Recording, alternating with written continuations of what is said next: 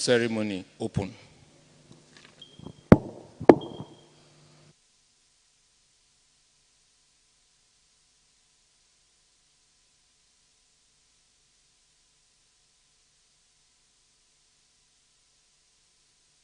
Thank you.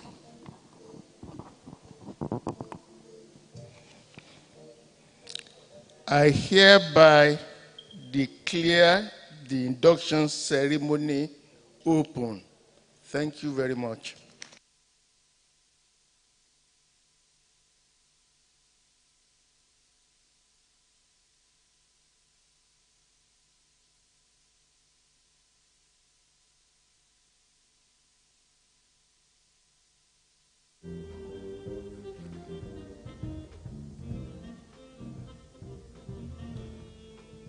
Thank you very much, the Chairman, Board of Trustees,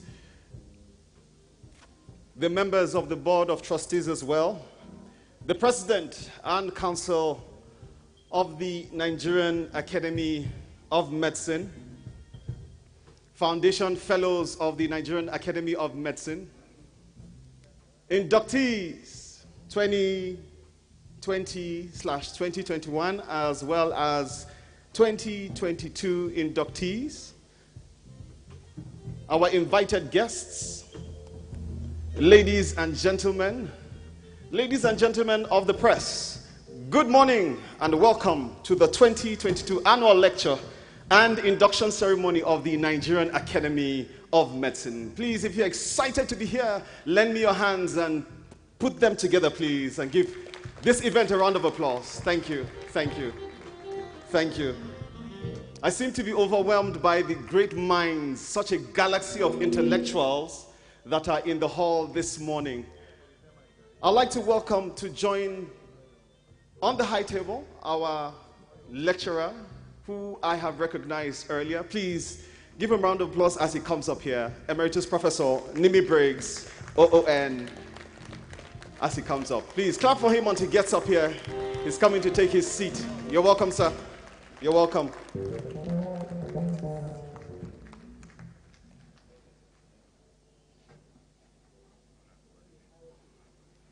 Having introduced all the special guests, my name is Sambo, Dr. Yakubu Sambo.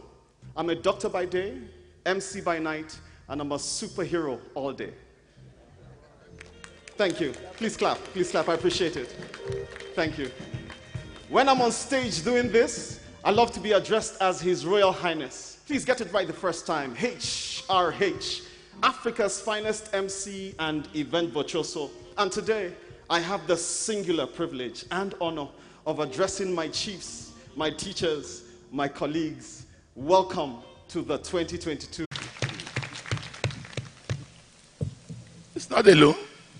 Another member of the Board of Trustees who is both in the board and also on the council. As later on we know that he's wearing another cap in council. Is the Vice Chancellor of Nile University, Professor Dili Dogo FNM.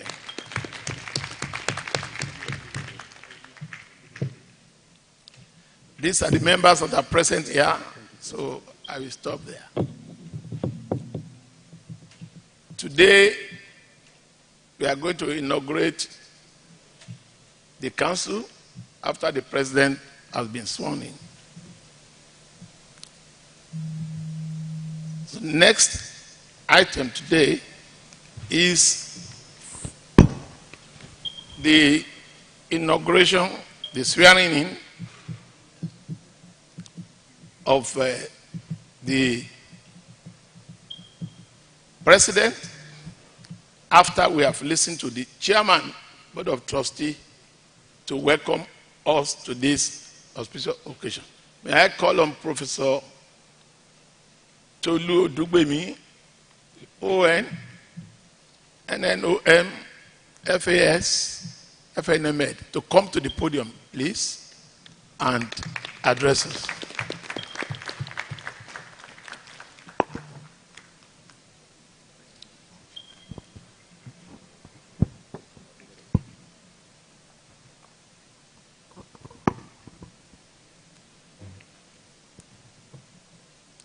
I warmly welcome our highly distinguished members of the Board of Trustees, BOT, of the Nigerian Academy of Medicine, the Secretary of NAMED, the Treasurer, and the elected President and Council members of NAMED, and new fellows of NAMED, other representatives of academies and institutions and ministries present, are distinguished guests to this multipurpose event.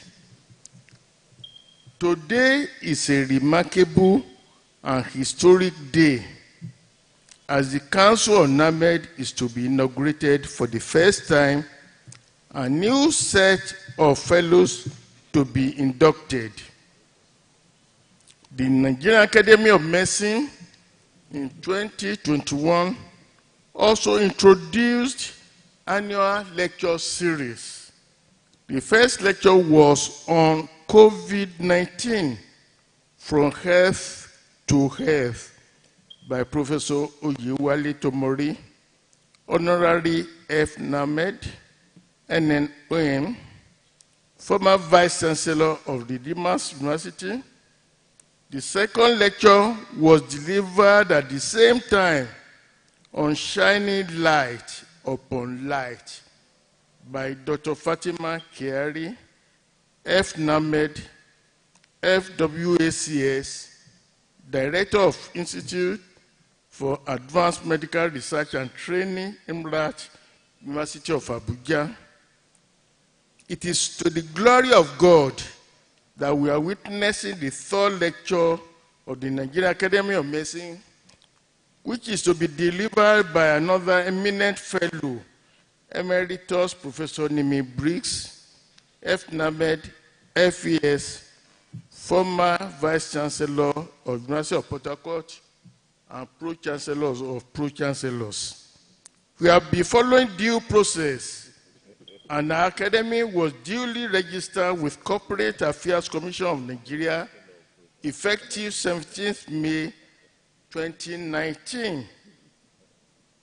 I congratulate the BOT members for outstanding leadership offered the academy from the date of incorporation of NABED to date. Once again, I congratulate all the elected council members who are outstanding and highly respected leaders in our medical profession. The Nigerian Academy of Medicine now has a full complement of officials.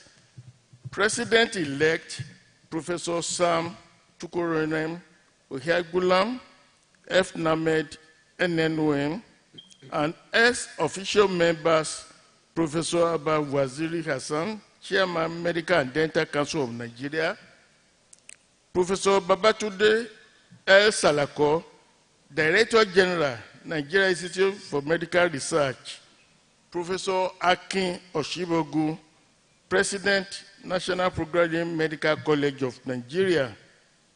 It is noteworthy that the President-elect was the recipient of the 2012 Nigeria Order of Merit, NNOM, the highest national prize for academic and intellectual attainment in Nigeria. His citation will follow shortly. We thank our main sponsors, the National Postgraduate Medical College of Nigeria, the Medical and Dental Council of Nigeria, who provided the academy an official address to use pending the time NAMED gets its own office. I have to restate that our academy will promote policies for good health locally and globally, respect ethics, respect cultures, traditions, and religious beliefs of our people, and be gender sensitive, and be focused with demonstrable evidence for excellence in research, medical and laboratory practices. We must continue to emphasize that the Memorandum of Association for Academy have 7 specialties: basic medical sciences, basic clinical sciences, medical specialties, surgical specialties, dental specialties, public health sciences, medical education stroke hospital administration. I enjoy all to visit a functional website, www.named.org.ng. And also to note NABED official email address, info@nabed.org.ng. Our Dynamic Publications Committee is chaired by Professor Temitayo Shokubi.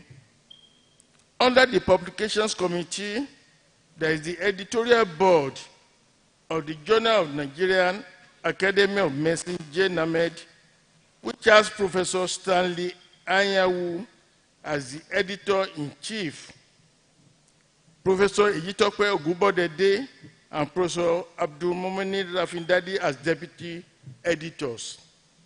The Journal of Nigerian Academy of Medicine, JNAMED, which is being unveiled and publicly presented today, will enhance the visibility of NAMED as a committed, dynamic, ethical, and scientific medium.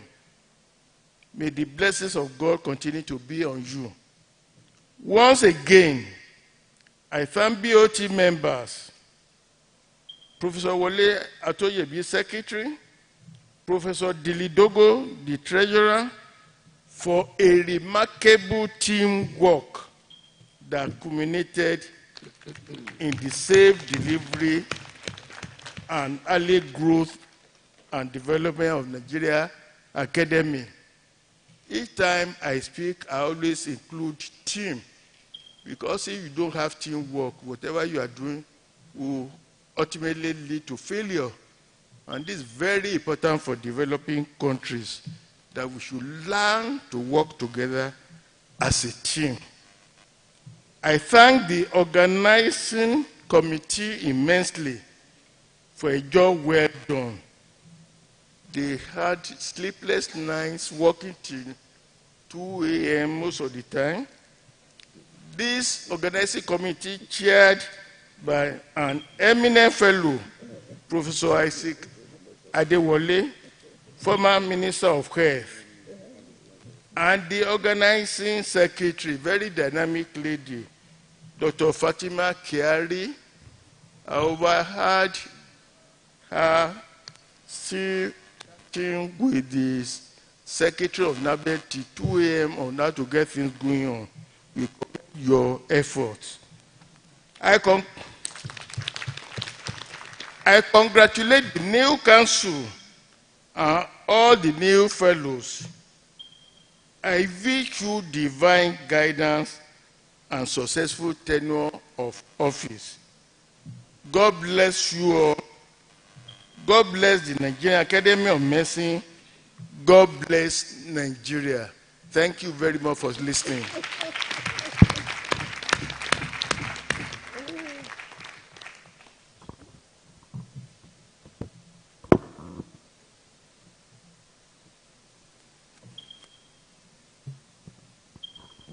Thank you, Chairman, Board of Trustees of NAMED. I introduced him earlier, but if you want to get the full gist of who this man is, you should just turn to page 6 of the program to know that he's both an academic and also a traditional chief, all the way from Ondo State. Now, we move to the swearing in of the President of the Academy, Professor Samuel Oegbulam, NNOM, FNA Med. To read the citation is a member of the organizing committee, but before we invite him to read the citation, because the Honorable Minister of Science and Technology, Senator Dr. Olorunnibe Mamora, could not be here today, promised to be here, but he has sent a representative who is the Director General CEO of Shedder Science and Technology Complex, Abuja here, Professor P.C. Onyemikwe. Please, can you join the high table, Professor?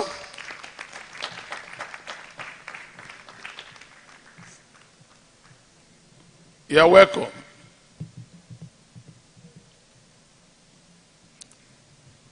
You know that Senator Dr. Olorunnibe Mamora was formerly in the Ministry of Health before going to Science and Technology. So he's still part of science and part of Health. You are welcome. Now, I wish to call on Professor Dili Dogo, FNA Med, to come and introduce to us the president of the academy.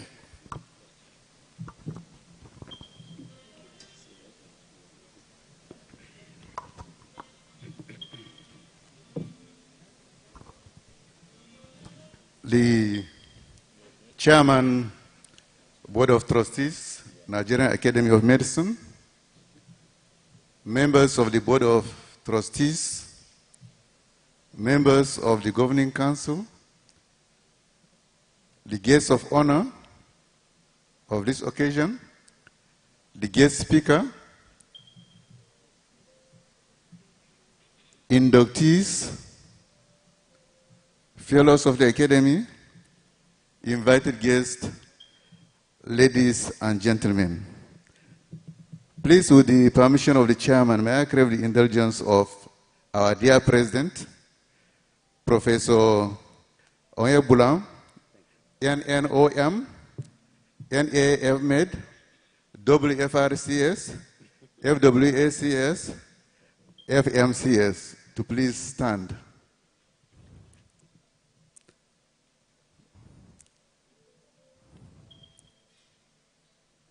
Professor Oegbulam, please.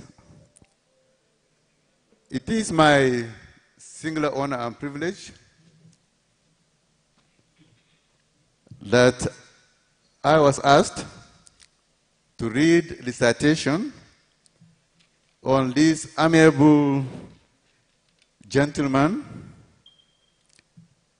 a colossus, a quintessential gentleman,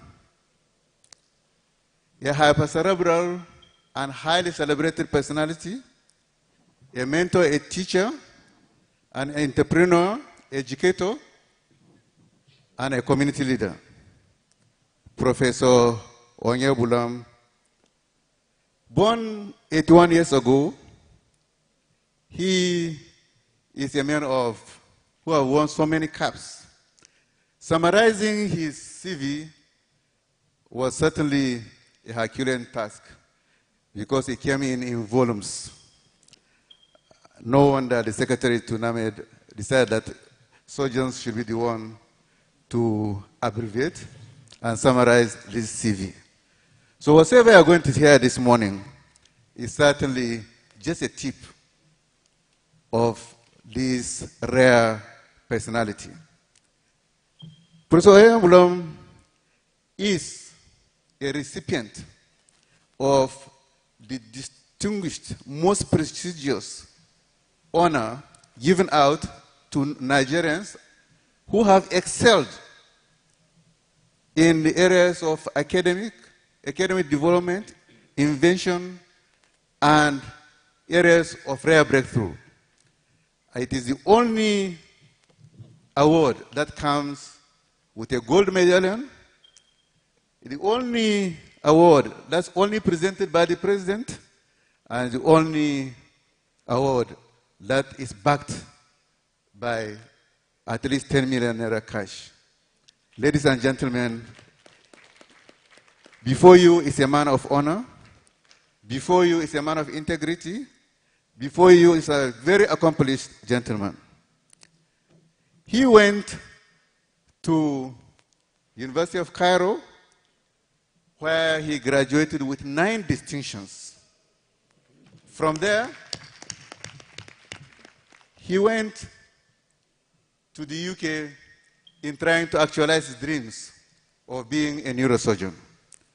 This journey took him to so many hospitals, including Atkinson's Morley Hospital, before known as St. George's Medical School, where he was privileged to train with highly celebrated neurosurgeons and was one of the few Africans who trained on the first CT scanner as a neurosurgeon trainee.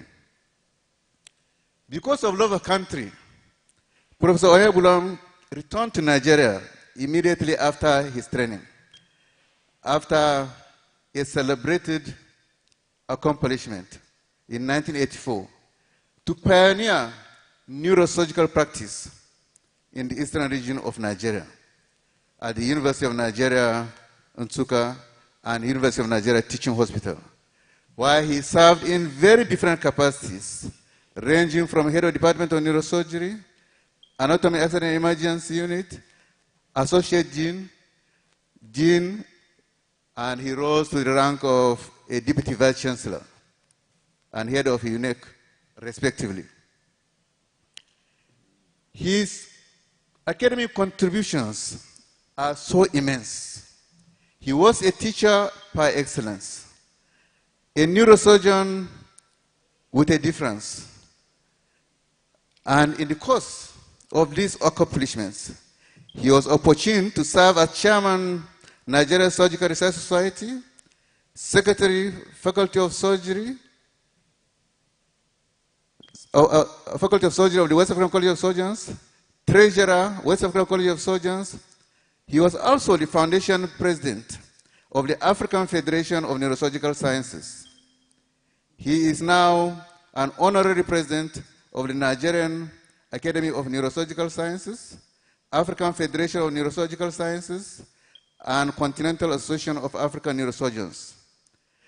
Professor Oyebulam is a current serving member of the Board of Trustees of NMA in Enugu State. He is also a Board of Trustee member of the Nigerian Society of Neurosurgical Sciences and also that of Nigerian Spine Society. His desire for excellence led him, perhaps not fully convinced as to what was going on in the public sector, to venture into a rare field.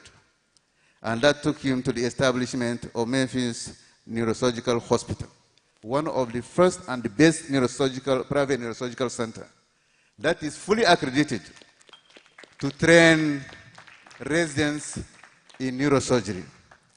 I'm sure any neurosurgeon here seated will attest that without going to Memphis Hospital, then the training was incomplete. Professor Oyebulam has published so many peer-reviewed articles and had published so many books, including e-books. His research focused on geographical neurosurgery, vascular neurosurgery, and spine surgery. Because of his love for humanity, he also was appointed as His Royal Highness the Obinyere, that's Ize of Izayama Obialo in Imo State, where because of want for continuing service to humanity, decided to step down and continue practice as a neurosurgeon, a rare specialty touching lives. Professor Onyebulom is a fellow of Royal College of Surgeons, Edinburgh, Royal College of Surgeons of England, International College of Surgeons, West African College of Surgeons, fellow of National Postgraduate Medical College, and of course, a distinguished fellow of Nigerian Academy of Medicine. Professor Onyebulom is married to myself, former Director of Administration at University of Nigeria Teaching Hospital, and their marriage was blessed with 3 sons, one of which is a celebrated neurosurgeon who is a graduate of Harvard Medical School. Distinguished ladies and gentlemen, standing before you is a rare gem that has, at the age of 81, in desire to serve humanity, accepted at this time to lead the Nigerian Academy of Medicine as president. I therefore humbly present him for his swearing in. Thank you very much.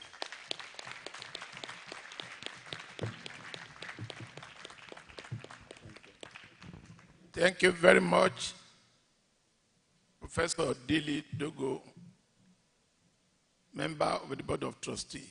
And I invite the Chairman Board of Trustees to formally come out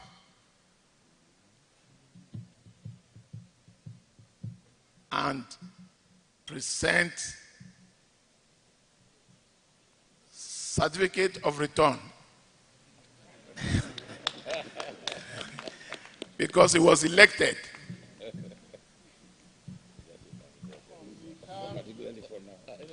Board of Trustees and all foundation fellows, it is hereby confirmed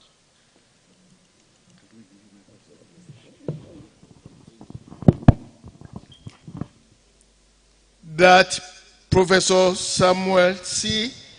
Ihuegulam, NNOM, FNABMED, having been duly elected unopposed by all fellows as the president, he is hereby conferred with all privileges and responsibilities attached to the office in the Memorandum of Association of the Academy.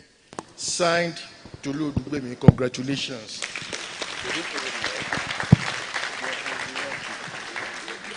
Mr. President, I think you should show your certificate of return to the press. Congratulations, sir. We now invite the president to come to the podium. He has already accepted, so he's not making acceptance speech. He's only making a brief speech. Mr. President, sir.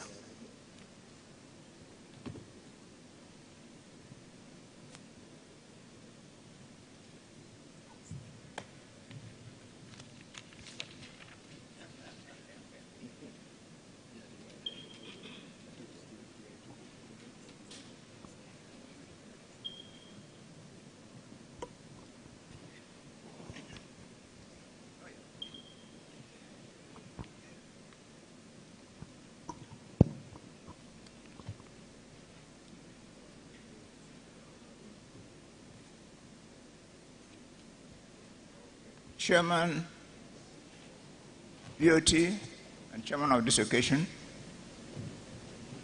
Board of Trustee members, distinguished guests, including representatives of ministers and other government agencies and parastatals,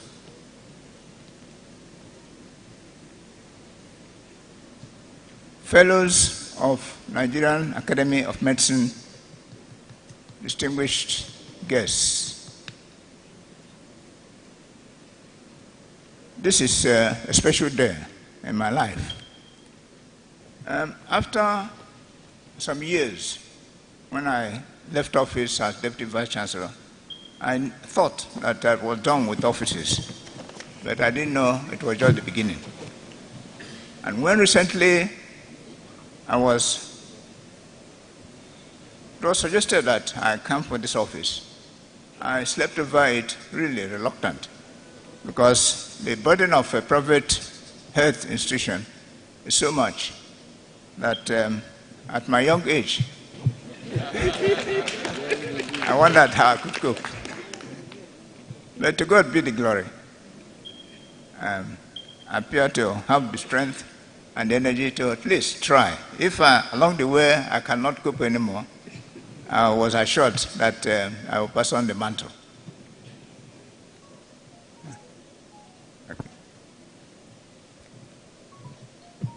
It is indeed a great privilege and honor to be given this opportunity to serve the Nigerian Academy of Medicine.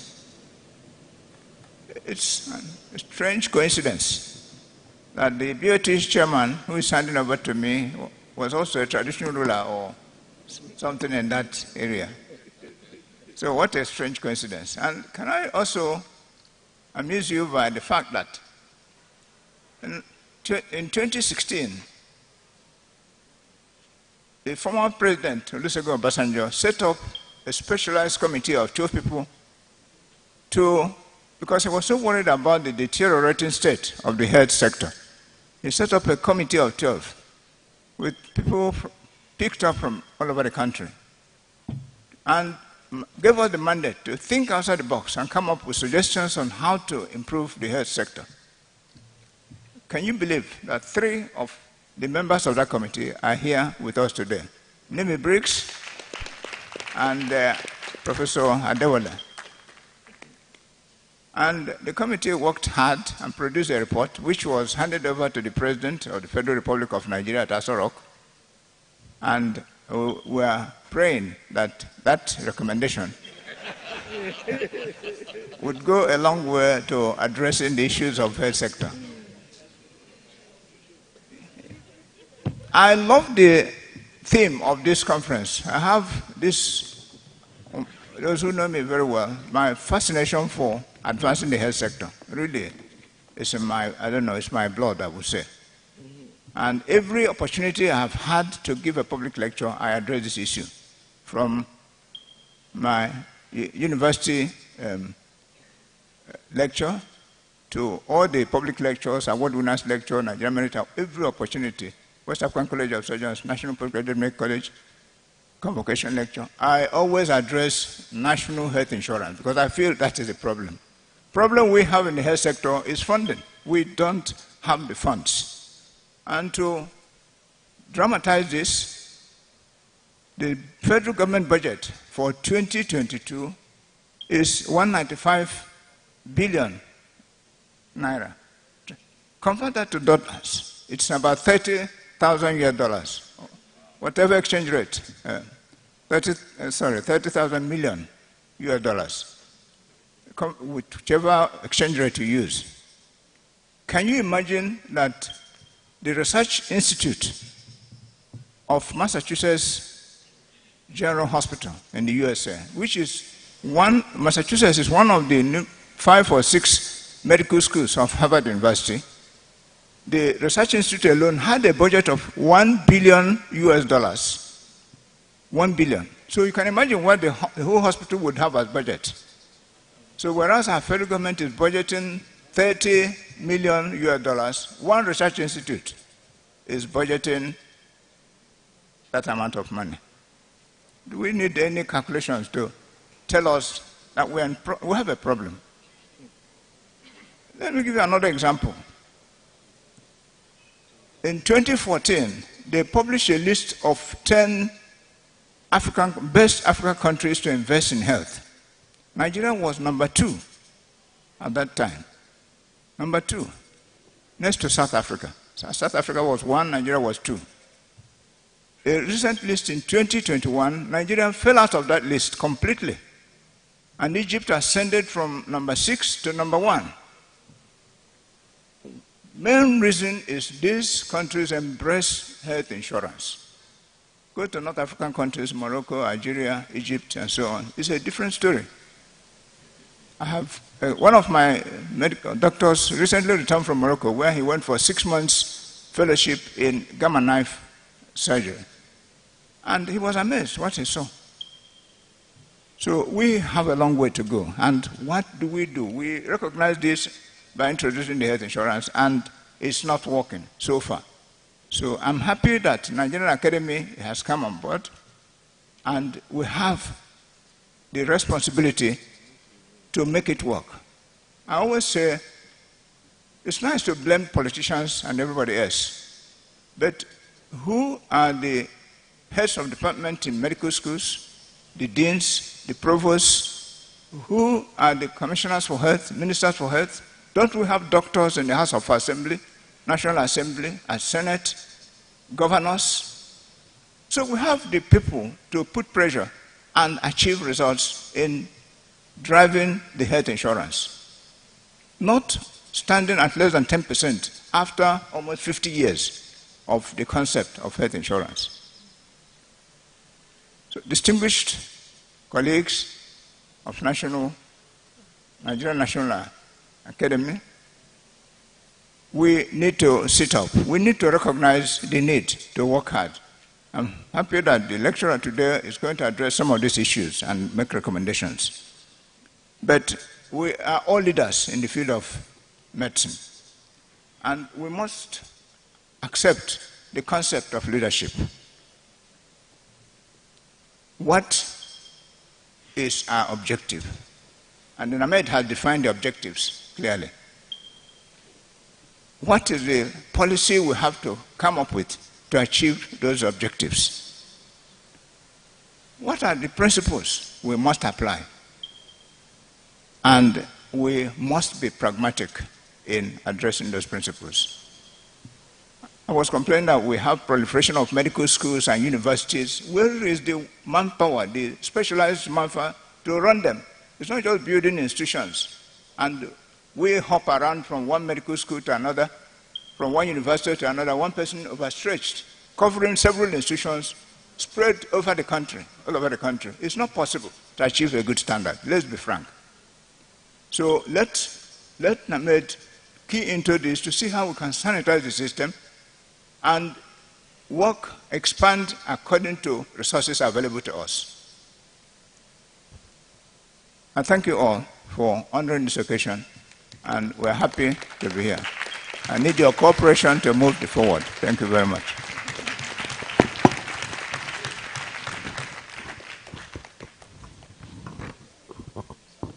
Thank you, Mr. President, for that brief speech.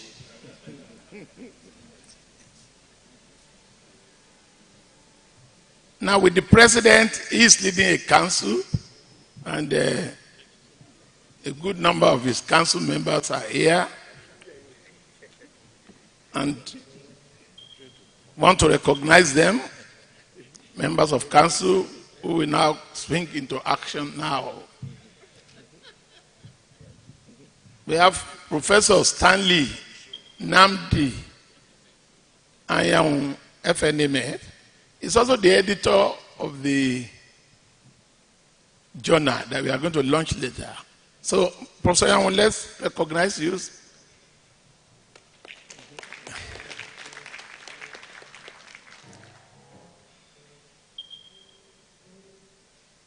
Also here, another member of council, Professor Opubo Benedict Da Lilitaria, FNMA, former president of the National Postgraduate Medical College. Also here,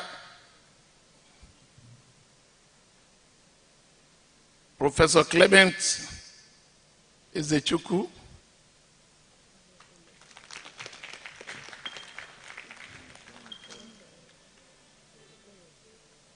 we also have the secretary of the organizing committee, who is a member of council, Dr. Fatima Kihari.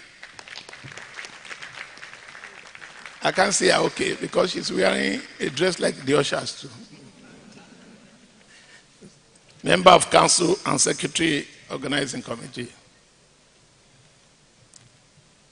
Another member of council, Professor Clement Nwawolo.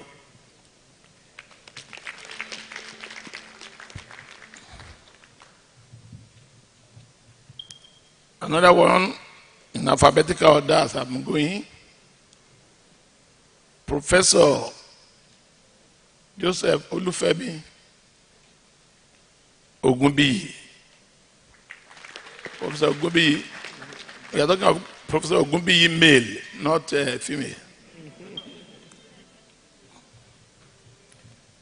Another member of council is Dr. Major General retired Obashina Ogunbiyi.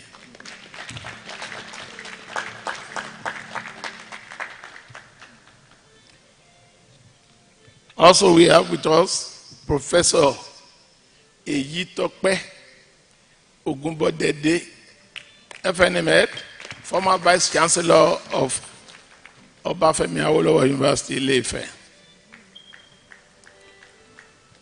Next, in alphabetical order, present here, we have Professor Ademola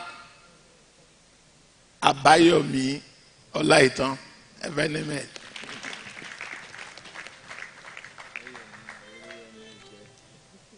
Also present here, we have Dr. Olutola Olatosi.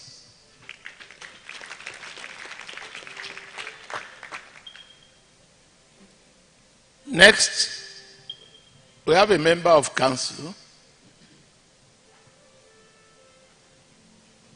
who is the national, because in our council we have 3 ex-officio members. We have the president of the National Postgraduate Medical College, the chairman of council of the Medical and Data Council of Nigeria, and the director general of Nigeria Institute of Medical Research. So we have the president of the National Postgraduate Medical College here present. That is Professor Akin Oshibogun. So he is a member of council, not as Akin Oshibogun. He is as president of National Postgraduate Medical College, because we will see shortly, he will now be inducted as a fellow.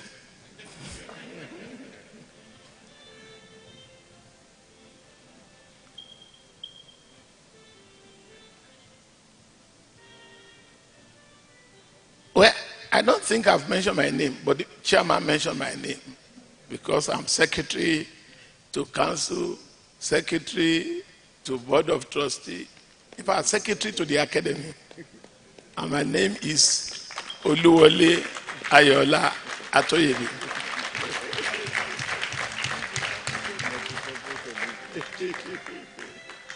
Members of the organizing committee that we have not mentioned, also present here, we have Professor King David Tena Yahweh.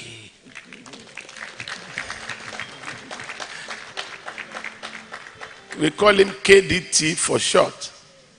And he was the president of the West African College of Surgeons and still serving in council. KDT, you're welcome. Mr. Chairman, distinguished members in the audience, the next item, as you can see, after the swearing in of the president, is induction of new fellows. I'm sure you can see to my extreme left in the audience, people who are wearing the same gown with me and the same cap. But you can see that their own tassel, they put it on the right, not like me. And the board of trustees, they put them in the fellow, on the left side. So they almost remain on the right until they are fully inducted, because they are initiates. Now, distinguished ladies and gentlemen, we have two batches, as you can see in the booklet. If you turn to page 5, you will see say new fellows, distinguished academics in their own right. They have been proven that they have conducted researches and they have done very well. So we have the 2020-2021 batch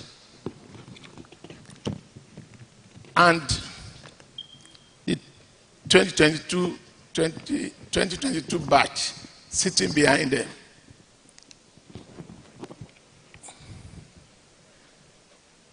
I have received a signed bond of obligation. So I hereby announce that those fellows who have signed their bond of obligation and they are supposed to bring it here, 2020-2021 batch, they should stand up and present and show that certificate. I want to see it. This is a blank copy that I sent to you. You have signed your own. I want you to confirm that you have signed it individually. Have you signed it? You have all signed the bond of obligation. Because by section 9B, subsection C of our memorandum of association, which was registered with the Corporate Affairs Commission, you are supposed to sign it. Now you will read it, and so that it can be together, you will say it after me. So we say I, after the I, you will mention your own name. I won't mention my name because I'm not being inducted. I'll be inducted. And then we go together on what is written there. So, I,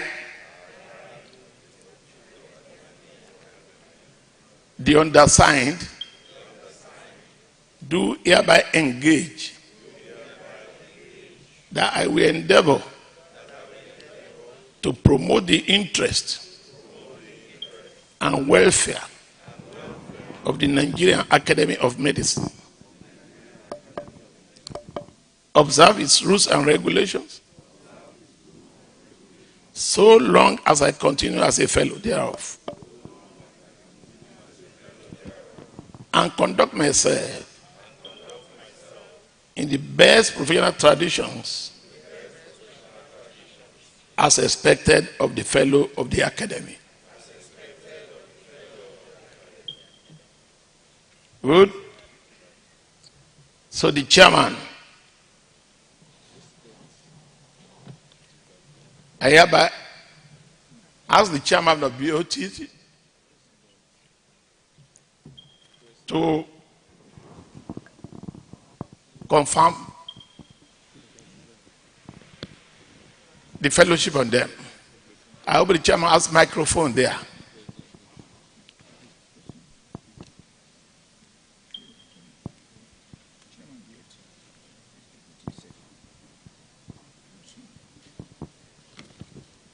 The microphone is working. In the name of the Nigerian Academy of Medicine, and by the authority vested in me as the chairman board of trustees, I admit you as a fellow thereof. You must now ensure that the tassel on your cap is on the left side always, as you should now have all the rights and privileges appertaining to thereto. Congratulations. Congratulations.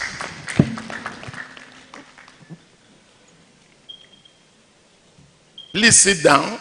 We call you serially later to come and collect your certificate.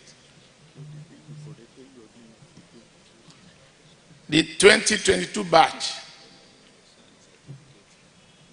I've sent you certificate of obligation. Please stand up. There are 20 of you, and display your certificate of obligation. Have you signed your certificate of obligation? I can't hear you. If you have, then you will say after me. When I say I, you say I and you mention your name publicly. I will not mention my name. And then we go together to read it. I. You didn't mention your name clearly. The undersigned do hereby engage that I will endeavor to promote the interests and welfare of the Nigerian Academy of Medicine, observe its rules and regulations so long as I continue as a fellow thereof, and conduct myself in the best professional traditions as expected of the fellow of the academy. Thank you. Chairman, I hereby request you to kindly confer the fellowship on them. In the name of the Nigerian Academy of Medicine, and by the authority vested in me as the Chairman Board of Trustees, I admit you as a fellow thereof.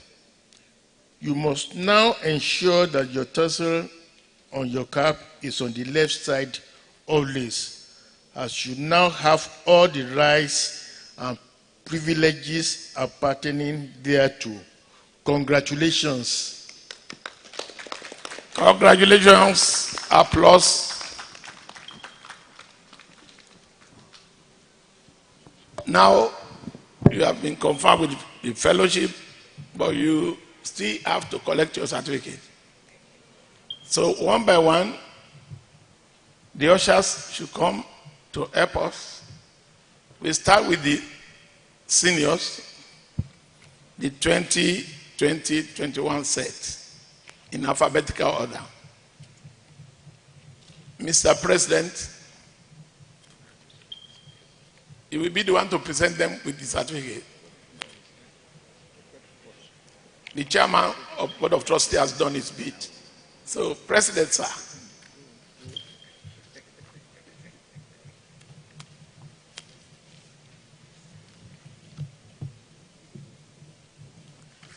Or can they collect it from there? Or here? Is it better here?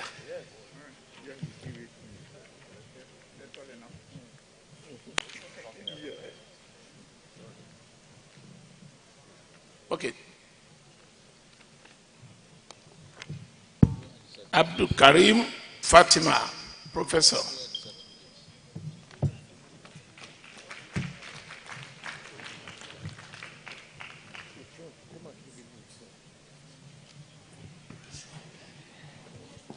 Just wait.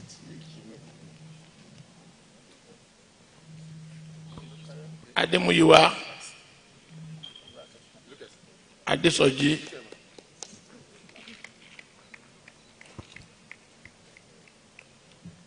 Please come forward. Let's make it quick. Just snap photograph.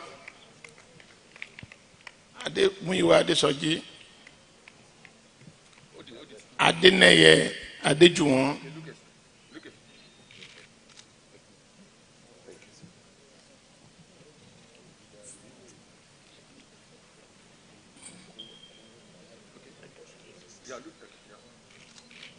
Adesanya.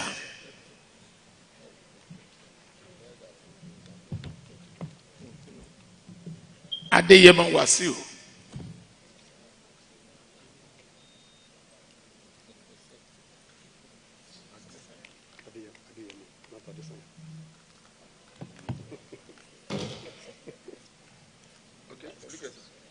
Adeyinka Abiodun.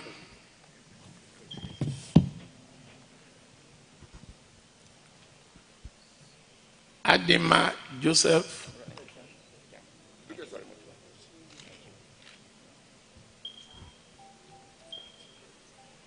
Another Adema Ichendu. Thank you, sir.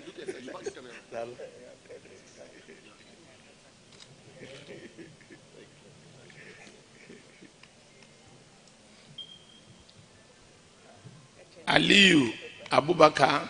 You were my teacher.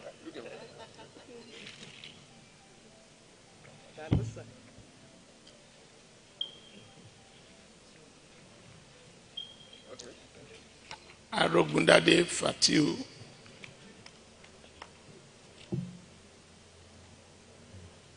Registrar of National Postgraduate College. Arogundade Fatiu.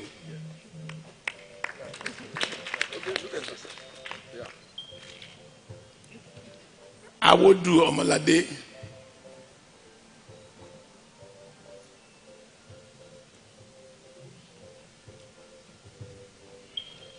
Da Costa Oluranti.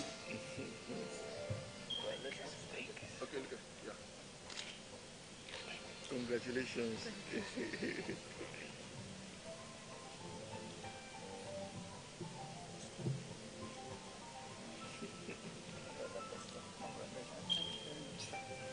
Ekure Ekanem.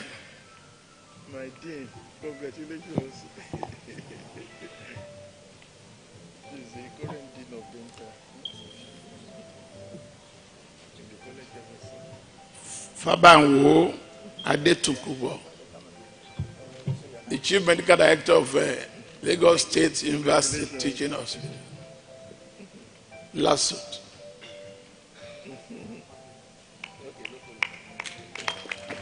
Congratulations.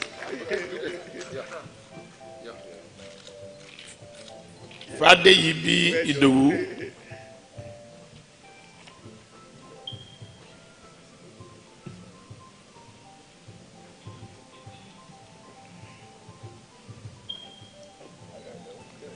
Fasuba Olushola. Thank you, sir. Well done. Yes. Fatusi Olawumi.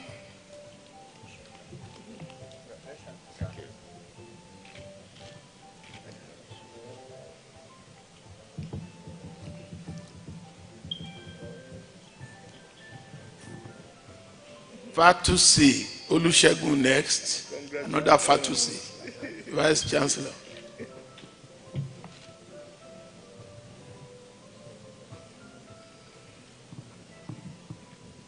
Vice Chancellor of Unimed, Ondo.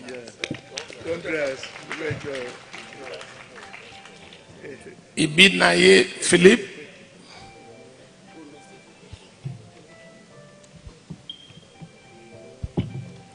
Big challenge.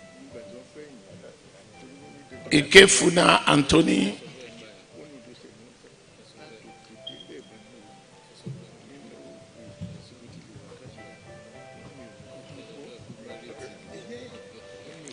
Ladende Akinola.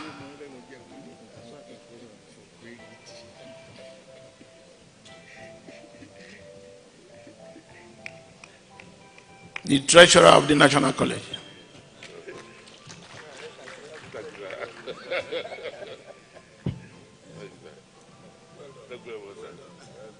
Lasisi Akeem Olawale,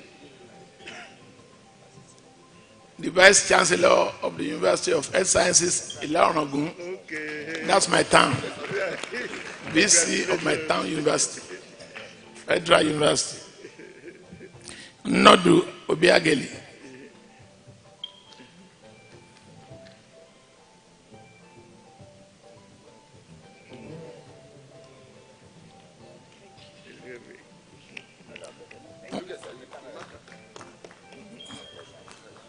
Uwaga Ucheda. Thank you, sir. Congratulations.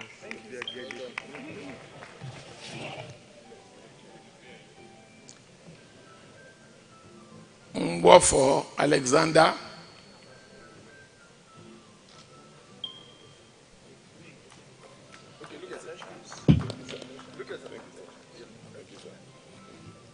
Ngwo for Alexander. Congratulations.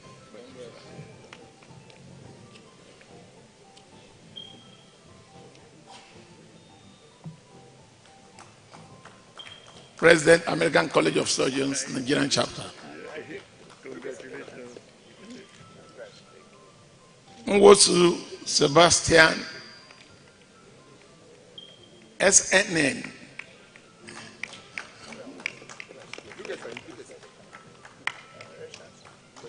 Obionu Christopher. Congrats.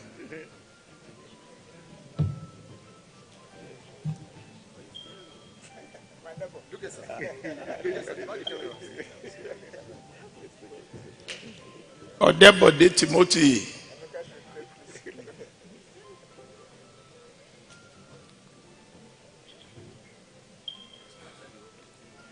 Odusanya Olumuyiwa.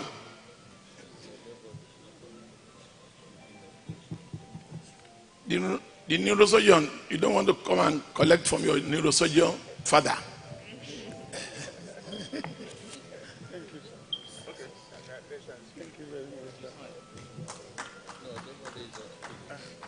Congratulations. Let Odusanya take picture too, not only neurosurgeon. Odusanya Olumuyiwa. Congratulations. Yeah.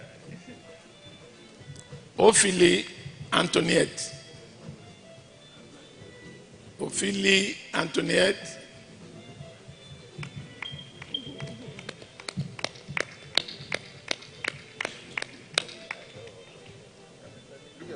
Congratulations. Ogubi Adebola. Ogubi Adebola. Now the male Ogubi. The female. We have introduced the male before. Congratulations. That's lovely. Olatunji Philip.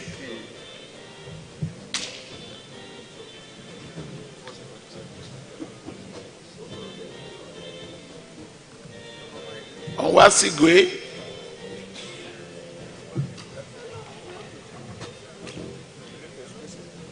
Onwasigwe Chikodili. Oshibogun Akisanya.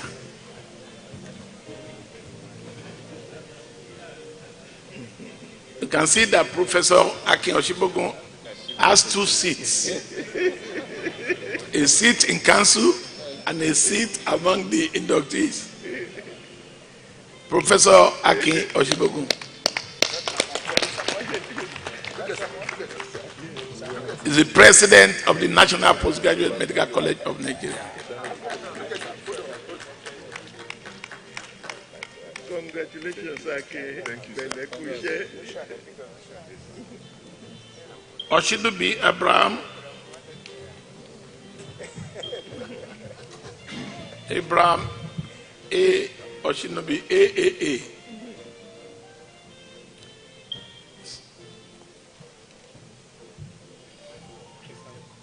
Suleodu Adewale next. Congratulations. Well done.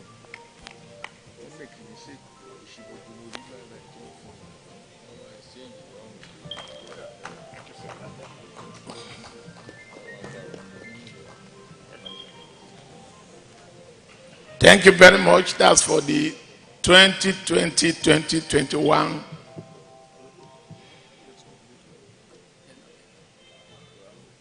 set.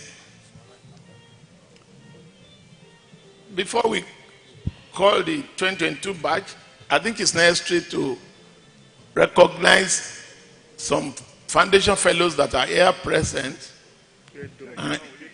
I know we have here Professor Olarutuburomi Ogedengbe. Please stand for recognition. Former president of the West African College of Surgeons and a foundation fellow. Also, we have former president of the Nigerian Medical Association, who is a foundation fellow, Professor Innocent Achaya Uja. IAO Uja MNI. If you don't put the MNI, Innocent will not be my friend again. If I don't put that MNI. Thank you, Foundation Fellows, for me here. As others come, I will recognize them. Now, Common Collection Certificate 2022 batch, you have fewer because it's not 2 years. First, Aboyeji Abiodun, our gynecologist from UCH. Is he, you know, is Silorin? Aboyeji Abiodun. Let's encourage them as they collect their certificate. Akani Chris, gynecologist again from Port Harcourt. Is the lecturer of today that actually recommended him.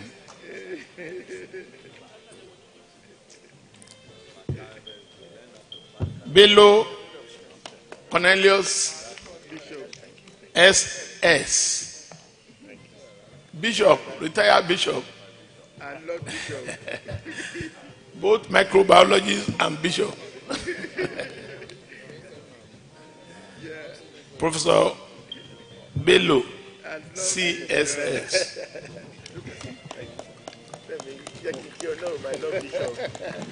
Next is Professor Ezeaka, BC. She is already Vice Chancellor by name. Maybe one day, because her initial is VC. Ezeaka, please collect your certificate.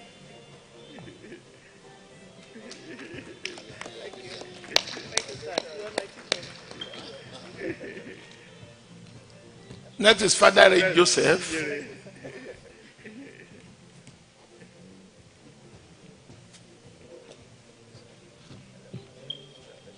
Fashola Abiodun next. From OAU Ife.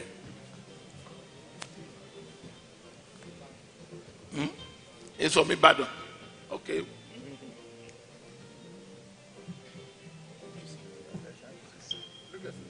Next is Iregu Kenneth. KC Iregu.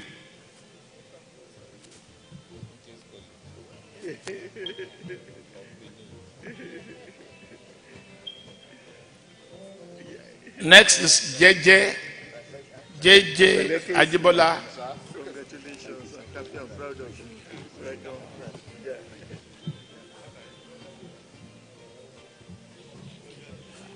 JJ Ajibola Emmanuel.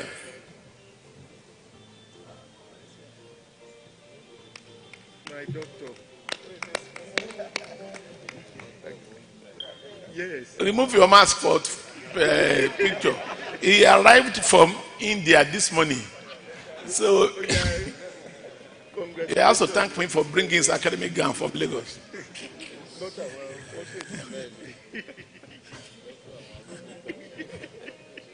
Kadiri Solomon.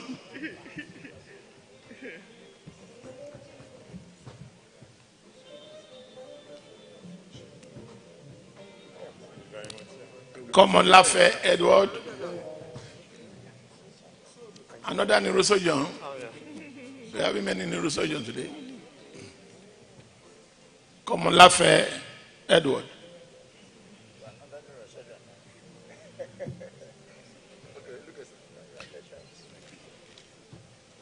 We have an archdeacon. Maloma is an archdeacon. Ade B. Maloma, the archdeacon himself.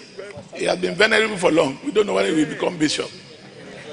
Congratulations. I'm so happy to Amam Bakwem. Lonely days. Yeah. That's very nice. Bakwem Amam, Professor of Cardiology.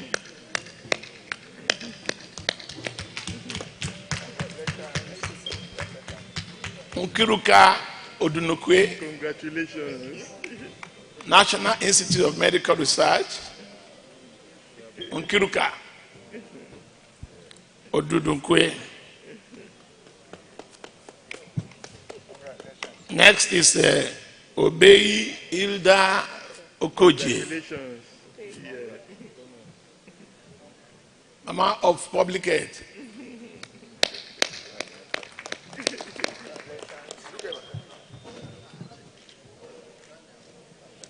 Congratulations. Okoroba Christy.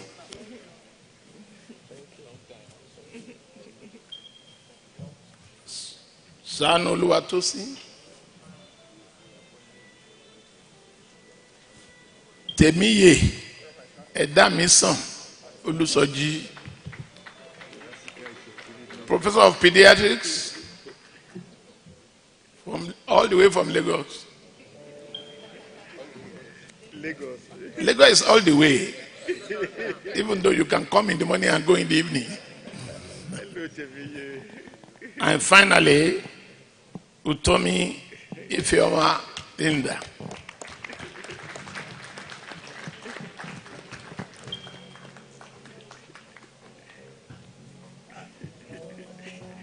Professor Utomi, she has not gone on campaign trail because of this occasion. Thank you very much.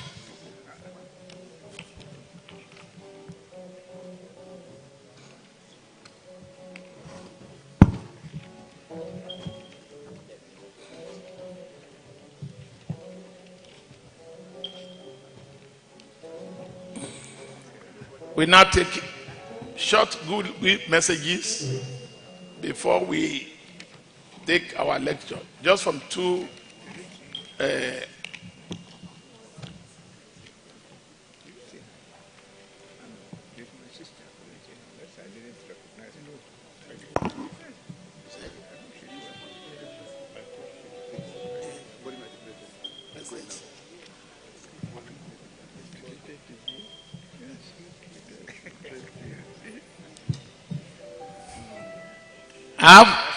I'm a man under instruction. I have another instruction, and I'm to plead with our I find that why she's not here. I'm surprised. guests that we will still take their Goodwill messages. But our lecturer must quickly give his lecture and go to the villa, so that today we can end the 7-month-old strike, because he's the man at the center of that strike, and he knows that most of the lecturers have lost weight, including myself. So we now call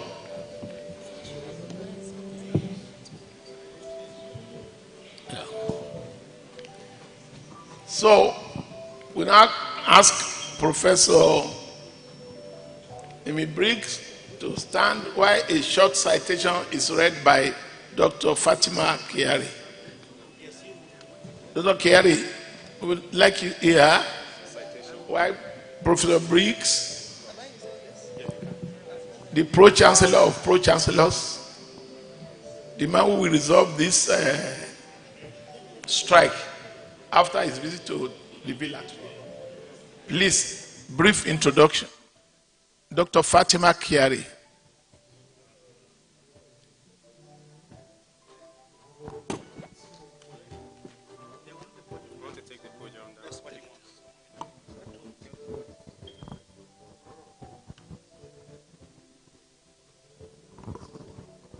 I'm going to take more of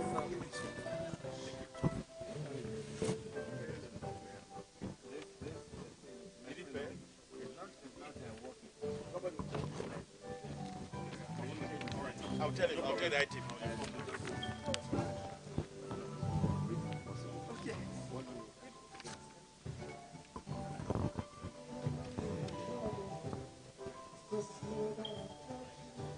morning, distinguished ladies and gentlemen.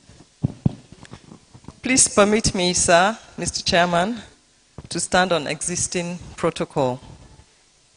It's actually my honor and privilege to be asked to read the citation of this distinguished Professor Emeritus of Obstetrics and Gynecology,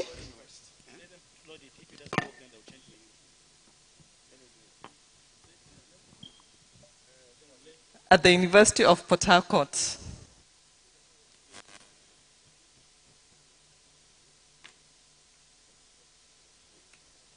And he's the chairman of the Committee of Pro-Chancellors of Federal Universities, as well as member of the Board of Trustees of State Universities. Professor Nimi Briggs asked me to make it sharp and quick, and I told him I'm not as eloquent as Professor Dili Dogo, but I'll try. And he has served as Vice Chancellor of University of Port Harcourt on 3 different occasions. And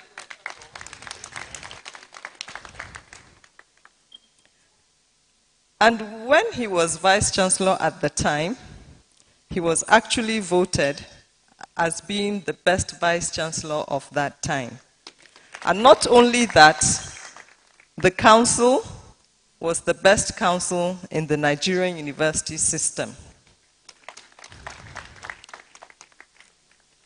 I really would not want to bore you, in essence, with the universities he has been to as a Commonwealth scholar from the Royal College of Obstetrics and Gynecologists in London, the University of Birmingham Group of Hospitals, obtaining the membership in 1975 and fellowship in 1988.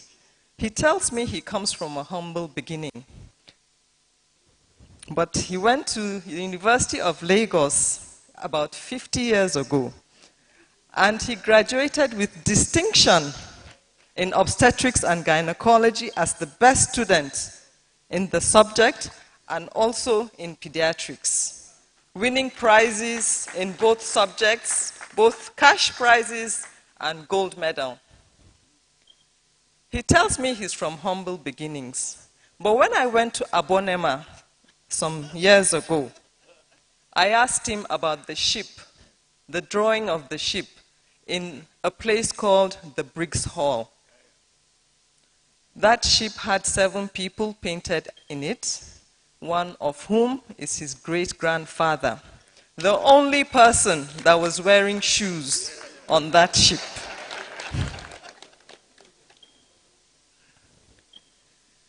He's a justice of peace in the Rivers State of Nigeria. He's an officer of the Order of the Niger, of the Federal Republic of Nigeria. He's the pioneer pro-chancellor and chairman of Council of the Bayelsa Medical University and a distinguished fellow of the National College. He also served as reviewers of several journals. I mean, that goes without saying. And he's well published and well known in his field and even beyond. And he has been honored in the hallmark of excellence as an educationist, not even a doctor. So he has excelled as being a doctor and also as an educationist. When he went to China, you know, everybody wants to go to the Great Wall of China, to visit the Great Wall of China. He had trepidations. But he had someone right beside him that said, we must see the Great Wall of China. And his lovely wife, Mrs. Data Nimi Briggs, ensured that they saw the Wall of China And that has been one of the most important experiences he has had all his life. And of course, we figured she didn't only push him to see the wall of China, she also pushed him to excel in life. He's blessed with 3 children. In his time, he said, you're either a doctor or a lawyer, and that's how you'd excel. But his children, he has an architect who has graced this occasion. Thank you for being here, young Mr. Briggs, a lawyer and an accountant. Ladies and gentlemen, I present to you the lecturer for this 2022 annual lecture of the Nigerian Academy of Medicine, tagged Beyond 2023. An agenda for the health in Nigeria. You're welcome, sir. Thank you. Thank you very much. My dear, very distinguished ladies and gentlemen, you've sat down for quite some time. I'm sure you're all tired. And that is not a good time to give a lecture. But I can assure you that I'll be brief, I'll be very quick. The booklets will be handed over to all of you. And you will then read them. When Fatima met me this morning to find out 1 or 2 things about me, she was a very nice lady. I was struck by her height and her beauty. And but at that time, what I wanted to do was to set up my own slides, and I didn't have much time for her. But then when I finished setting up my slides, I now wanted to meet her, particularly when I heard that she had shaken hands with the Queen that just died a few days ago. I badly now wanted to meet her, and I noticed that she didn't have time for me again. Fatima, I want to thank you for the kind words you've said about me. Thank you very much, ma. Right now, can we have you said this is working now, is it? Okay, that's fine. Right. Next slide, please. Can I have the next slide, please? Now, I want to show you that the president of the new council and I did not have an expo. You know, he made a reference to the fact that a number of us were put together to put a document on health for the new government that was coming in. We did put that document together, and as you can see, this was the occasion in which we went to submit that document to Mr. President that was coming in at that time. The man in between I and the president is Professor Isaac Adewale, whom you know got to be the Minister of Health. And then the man at the other extreme is our colleague, the late Professor Ladipo, who had died. Next slide, please. So it was in 20... Oh, that used to be a problem. This is not working. It was in 2008 that Professor Isaac Adewale led Mr. President to launch the second version of the National Strategic Health Development Plan for this country. It was entitled Ensuring Healthy Lives and Promoting the Well-Being of Nigerian Populace at All Ages. And it was anchored on the 2016 National Health Policy.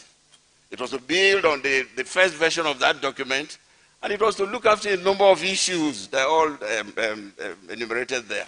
And of course, at that time also was when in 2014, that National Health Act that was passed, National Health Act that was created at that time, and then eventually passed into law by this new government. So if you look at that period, the contextual material, the amount of information, there was a lot of information, which would have formed the background, the information you needed to do a proper work for an agenda in 2023 and beyond. But then something happened. Next slide, please. Something happened. And what happened was that come 2019, which as you know was before 2023, something terrible happened to the whole world. This thing called the COVID-19 pandemic descended on us and created such havoc. There was hardship, there was crippling adversity, lockups. The lockups are still on in some places, lockdowns and what have you. And it had a most profound effect on humanity. Even I had COVID and was hospitalized for a long time. So if you then now came and then you ask somebody in that capacity that he should talk about health agenda after 2023, the chances are that all he will tell you is that the only thing we need to do is to prepare for pandemic, more pandemics that will come. But of course, that would be wrong. That would be wrong. Next slide, please. That would be wrong because a lot of other things happened that helped to shape that period we are talking about, which should have a space, which should have an understanding when we now create the health agenda for the 2023 and beyond. And I've listed them here. So these are the things I'm going to talk about. I'm going to, of course, talk about the health, the strategic health development plan we had made, COVID-19 and its problems, primary health care, and a lot. I'll talk very briefly on all of them. They're all designed for us to obtain an agenda for better health for all Nigerians come 2023 and beyond. Next slide, please. But before we do that, let's just look at the Nigerian health care system. And as we know, we can say that we have two health care systems, the public health sector and the private health sector. Next slide. If you take the public health sector, it is very, very similar to the structure of governance that we have in the country. The structure of governance we have is at three levels, the federal, the state, and the local government. We have also in that vein three systems of health that are in the same category. Primary health care is supposed to be looked after by the local government areas, the secondary health care by state governments, and then of course tertiary health care by the federal government. And then there is also the issue of the national primary health care that is situated at the apex and descend all. Now if you look at this system that is there, it is supposed to be integrated and is supposed to provide a system by which directly you fall ill, wherever you live, wherever you stay. I use the word supposed to because that's what it is. Wherever you live, wherever you stay, you're supposed to be able to step onto the health system. And that should cascade you right up to even when you go up to the tertiary health care and you have to see our president now for your neurosurgical operations or what have you. That is what is intended to be. Next slide, please. Now, if you, then there is also the private health sector. The private health sector, for now, is not as organized, it's not as structured as the public health sector. It is expanding and is getting very strong, and a lot of good work is now being done in the public health sector also. But just as there are good work there, there are also terrible instances that happen there. And sadly, and very sadly, most Nigerians, when they fall ill, it is first of all to the private sector that they seek health care before they then come on to the next sector if need be. Next slide, please. My dear friends and colleagues, if you look at this system I've described, I want to say that the structure as it is sufficient. It has sufficient information and sufficient resilience in itself to look after our health system. It does. It is integrated. It provides easy access at affordable care to all.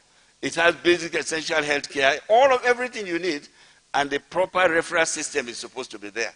However, you and I know, as our president did say, that this system is not working. That the health system, the health structure in the country is very, very poor. And I want to put across to us that health structure, that health system is not working because we are not operating it the way it is meant to be operated. The conditions that are precedent are not being met. We are not funding it satisfactorily, as the president said. There is no, the structures are all dilapidated. Human and material resources are not there. Then how can the system function? It can't function. It is just on paper, the way it is, but in actual fact, it is not there. Next slide, my friend, please. So if we want to say, we can even at this point say that we can make it easy for ourselves. That if we want a health structure, CMD, welcome, sir. If we want a health structure for 2023 and beyond, we just need to strengthen and consolidate public health system and make it function as was intended. That's number one. Number two, we should allocate human and material resources in a cost-effective manner to the 3 tiers of the service, and then we should complement the system with private health care services, and then we should infuse technological services to modernize the system. If you take these 4 issues and you address them, whoever it is that is coming in 2023, if you took these 4 issues and you address them, you have a health care system that works. Next slide, please. Right, now, when you read the book that is given to you, the lecture, you will notice that we mentioned a few other things. We reminded ourselves of the state of affairs in Nigeria for now. Nigeria is in a very volatile situation. Things are very, very difficult. Cost of living is very high. We reminded ourselves that a lot of the elites, some of you who are here, You have the greatest disdain for public health services. You prefer the private health services and then also services that are outside this country. We reminded ourselves of the big brain drain that is now a big issue in our country, of the large number of persons we are training that are running away to every country you can possibly think of. We reminded ourselves that medicine remains a very popular discipline for people. Look at when the war in Ukraine commenced, the number of students that poured out of Ukraine, how many of them that were studying medicine. So medicine remains a very important course to which many people want to be associated, and they want to learn how to become a doctor. If you go on and then look at our health system, even in our training areas, you look at our federal universities, we have been closed down since February 14th. And that is the area, those are the areas in which we train our nurses, we train our doctors, we train our surgeons, or what have you. Places have been closed down. And of course, the billions of money we spend each year traveling abroad. These are all issues that are in the healthcare system, which whoever is coming, and I'm going to address those of us who are here, who are hoping to take over by 2023. I'm going to address you later. Now I thought we should look at this. The General Medical Council tells us that as of now, almost 9,000 of the doctors you and I trained here in this country are now working in the United Kingdom. How can we have a system of health that will function if that is what we have? We must find out what it is that is making them go, and then we must address that issue come 2023 and beyond if we think we want to have a health system that will function. Next slide, please. Right. Now, but then it must be true for us to remind ourselves that some good things have also happened in the health sector. Some of them are good. We are beginning to have a handle on malaria, where the incidence of malaria generally is falling. And you remember that only a few days ago, our president formed a new council to try and do everything to eradicate malaria. That is good. We have, our maternal and child health services are improving. The figures are slightly better. They're not the best, but they're slightly better. Practice generally is also slightly better, particularly in private practice. The big private practice, records are being digitalized now. Endoscopic procedures, which used to be things for which a lot of us traveled abroad, laparoscopic procedures, colonoscopies, what have you. These are things you can do quite easily here. And then, of course, many complex radiological issues that have been addressed here. We want to remind ourselves that even in the teaching area, things good are happening. Only recently, our former vice chancellor is here. His dental school was regarded as being among the best 300 in the world, which is a good thing happening to all of us in the medical field. And it is with this, we want to publicly acclaim Mr. Vice President that he had surgery. He was ill and felt that he needed treatment, and he subjected himself to our care within the country. Now that's against the run of play.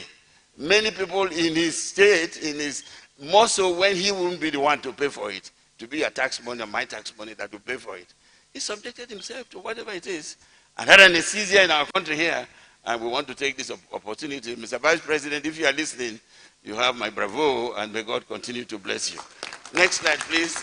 Next slide. Right, I talked about Mr. President putting a body together to look after malaria. And apparently he knew what to do. He chose the very rich people, knowing fully well that they will bring out their own money to do the things. And of course, one of the successes we've had in our healthcare system is the handle we now have on polio. And this is a very crippling disease, which we are beginning to address in a satisfactory manner. Next slide, please. A few demographics. The most important aspects of this demographic is that the bulk of our Nigerians are youths. If you look at our median age is 18, we have a large population of which the median age is 18. Now, that is something that can be converted into an advantage or can be regarded as a big disadvantage. If you handle them well, they will be youths that will become great men and women for tomorrow. If you handle them badly, they will become youths that will only carry guns and machetes and pursue you and I. And this is what Nigerians must know, that to have a youthful population that is that big is something you have to address in a particular manner. Our population growth is still 3.2, and we are thinking that come that year of 2100, we'll be about 1 billion people if we continue at this rate. And that is something that whoever is coming in, come 2023 and beyond, you have to think about. And our mortality figures have improved slightly, but they're not great yet, but they have improved slightly. We continue not to do well in HDIs,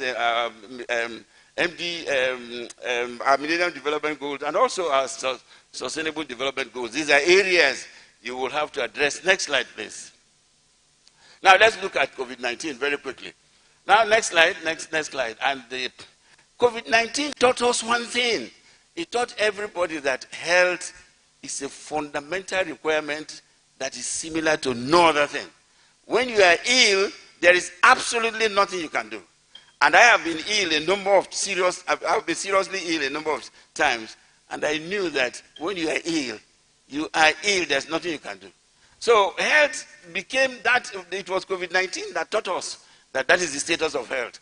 And therefore, anybody coming in 2023 and above, I keep looking in that direction, please, please, please, you must know that looking after the health of the people you are coming to see is something that is very, very important. Nothing else matters more than health. Next slide, please.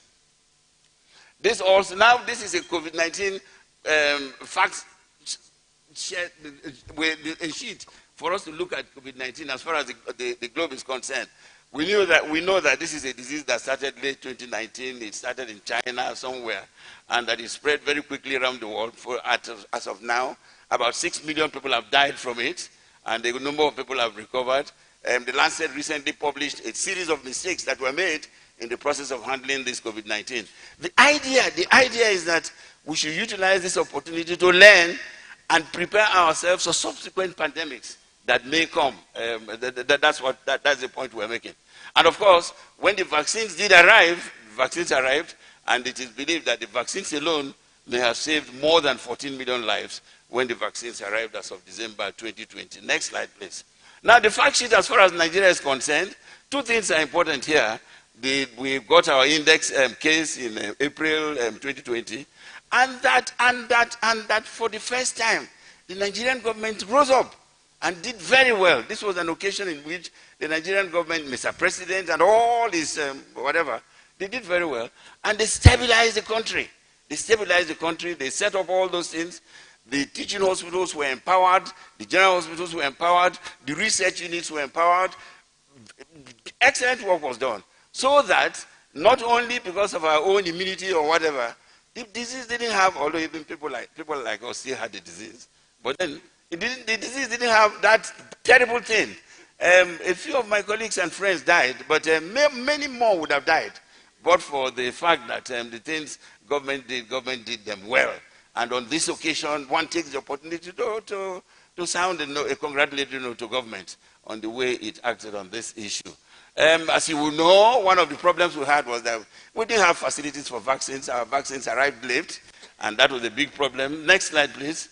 So just to announce that, as opposed to the 6 million global persons that have died, in our country, we reckon that the death is about 3,000. On this, when the COVID-19 came, it showed us that our health services are very, very weak, very, very weak. And that our structures are all dilapidated, the system didn't work. And because of that, there was a need for us to do something about our health system. Nothing in our country has pushed authorities to know the state of affairs of the health system like COVID-19 did. I have a number of chief medical directors here whom, when I talk with them, they say, Oga, the thing that COVID-19 did for us was tremendous. It was COVID-19 that pushed government to do A, to do B, to do C. So these are the various things that government did. And you remember that COVID-19 was so important to our government at the time that when our president did his 61st Independence Day address, virtually the entire speech was on what it was to do about COVID-19. So all these things happened. And in fact, maybe I should mention the penultimate one, because the Vice Chancellor is here with us. The federal government even went on to establish a university, Federal University of Health Sciences, and said that it is going to be a center of excellence for research in prevention of pandemics. Good. The philanthropists, all of them came in to make sure that we had the outcome we have about COVID-19. Why we are showing these slides is to say that these experiences, this knowledge we've gathered now, must be saved. They must be preserved. so that we can utilize them to ensure that when another pandemic comes tomorrow, we're in a better shape. We're in a better shape to handle it. Next slide, please. Next one. Right.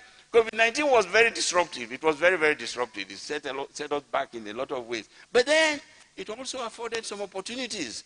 It afforded opportunities. And if we look, we can identify a lot of opportunities that COVID-19 afforded. One, we are better prepared, we as a nation. And indeed, many nations of the world are better prepared. When the next pandemic comes, they will address the pandemic better. We can now make vaccines, our ability to make diagnosis, our ability to quarantine, our ability to isolate, they're all better.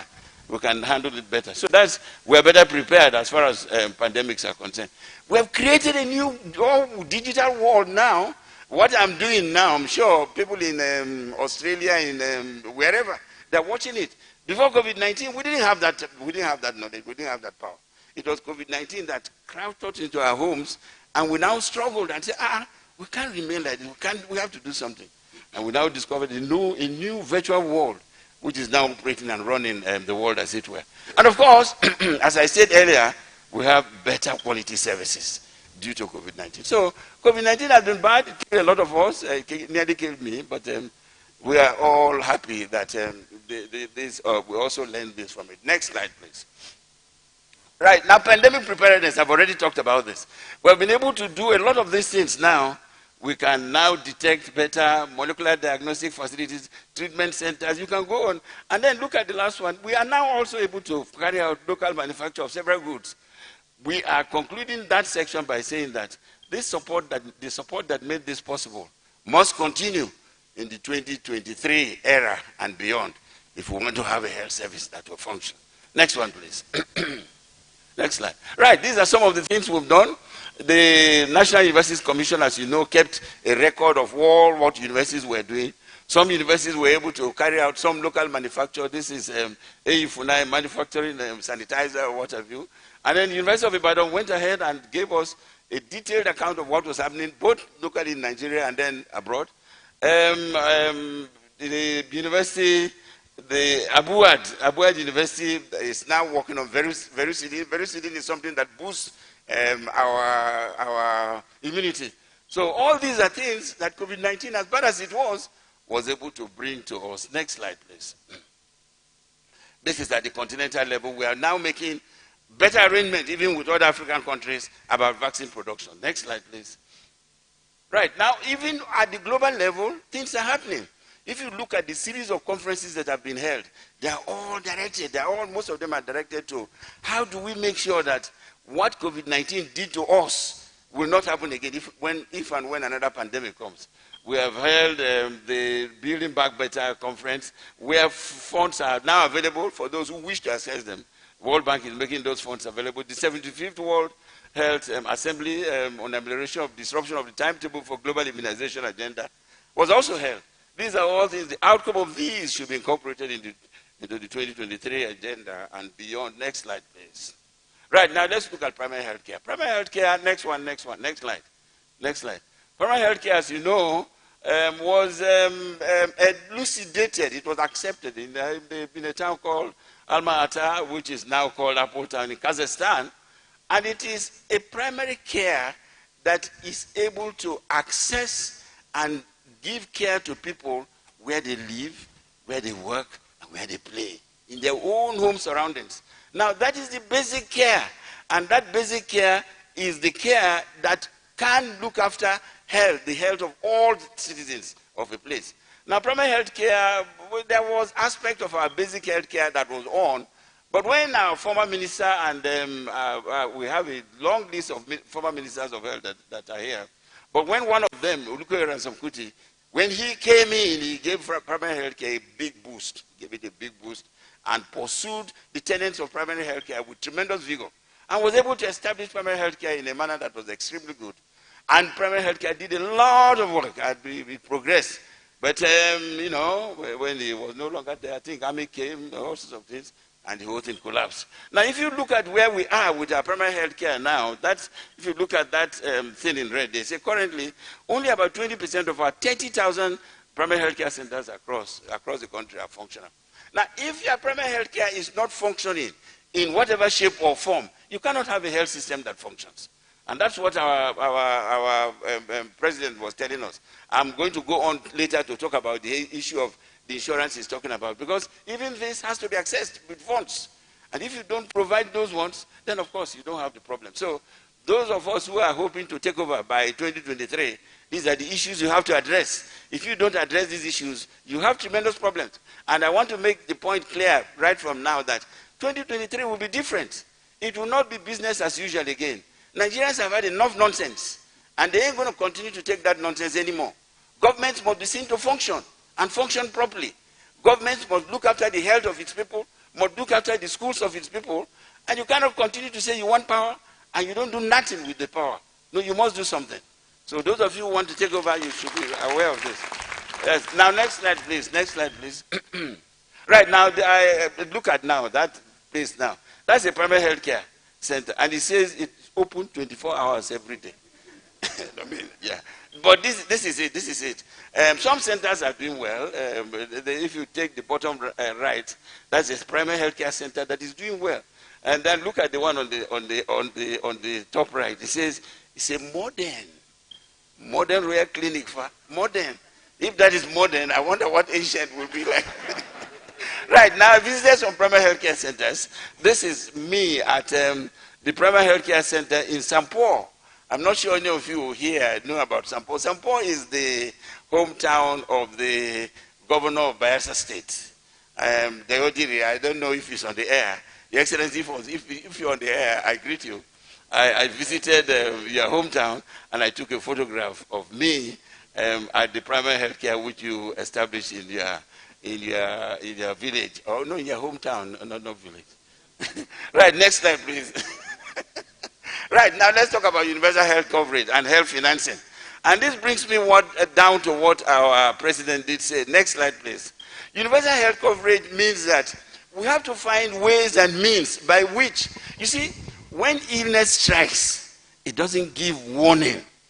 If now I'm here talking now and then I have intestinal obstruction, my intestines get obstructed, or I have a CVA, there's no warning. It is not when I have a CVA and you carry me to his clinic, then he starts telling me that I'm to pay 200 million naira. I'm to pay 30,000 naira. I can't have the money. And if I don't have the money, then there's only one thing to do, to die. So that's the way it goes. So provision must be made. Provision must be made that will take care of the health of everybody in such a manner that those who are not able to pay, the government will find ways and means of paying for them. And that is the health insurance which our president was telling us about. And until we come around to doing this, to ensuring that we incorporate this satisfactorily into our healthcare system, we ain't going to have a healthcare system that functions satisfactorily. So expanding universal healthcare constitutes the bedrock of an agenda 2023 and beyond. It should provide a range of essential healthcare services for an affordable class. And this is the part for health security for all, be they rich or be they poor. And then, of course, offers financial risk protection and improved access. This is the universal health care we are talking about. Nigeria has done a bit, but again on paper, these things are better on paper, but when it comes to actual functioning, we're always behind in that respect. So next slide, please. Next slide, please. And of course, again, our president talked about the poor manner in which we financially support our health services. Look at, it was in this Abuja that heads of states agreed that all African countries should support their health services with a minimum of 15% of their budget. But we never do that. The one we have this year is just about 4.9% of the budget. And generally, the financial support we give to health is generally between 4 and 7%, allocated for recurrent capital and overhead expenditure. Next slide, please.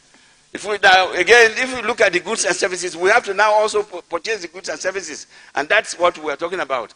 Purchasing the goods and services be out of pocket, or it can be through various forms of insurances. What we have in this country is, if you look at it now, in Nigeria, 70 to 79% out of pocket expenditure. only 3 to 5% is covered by insurance. A lot of us here now, we know that if we fall ill now, there is no system. There is no system that says that if I have a brain tumor now, the system will process me through. I will land in Professor Hebulam's place, and he will take out the tumor without my paying. No lie, you know. You have to pay for it. You have to find a way of looking out for the money to pay for it. And if you can afford it, she cannot afford it. And then if she does have what you have, then the thing for her to do is to die. So that's how it is. So next slide, please. Next slide, please. Right. Now we must talk about the National Health Insurance Act. This National Health Insurance Act is one good thing that Nigeria has done for itself. Because when you look at the components, when you look at what it is supposed to do, you find that it is supposed to address this issue of providing funds that will be needed for health care. And I want to thank the current government. It signed it into law in May 19, 2022, and it repealed the health insurance scheme that was there. The things is to do are all there, promote and regulate and do all the things we've talked about. And it is a very important health document. Those that are to come in to take over the country should please study that document satisfactorily and ensure that all aspects of what that document is meant to do are met. Next slide, please. Next slide, please. Again, we've talked about this, which is that payments, government should take up responsibility to finance these health issues through insurance companies, through HMOs and all of them, which government, an incoming government, has to ensure that they will function satisfactorily as a health package in the year 2023 and beyond. Next slide, please.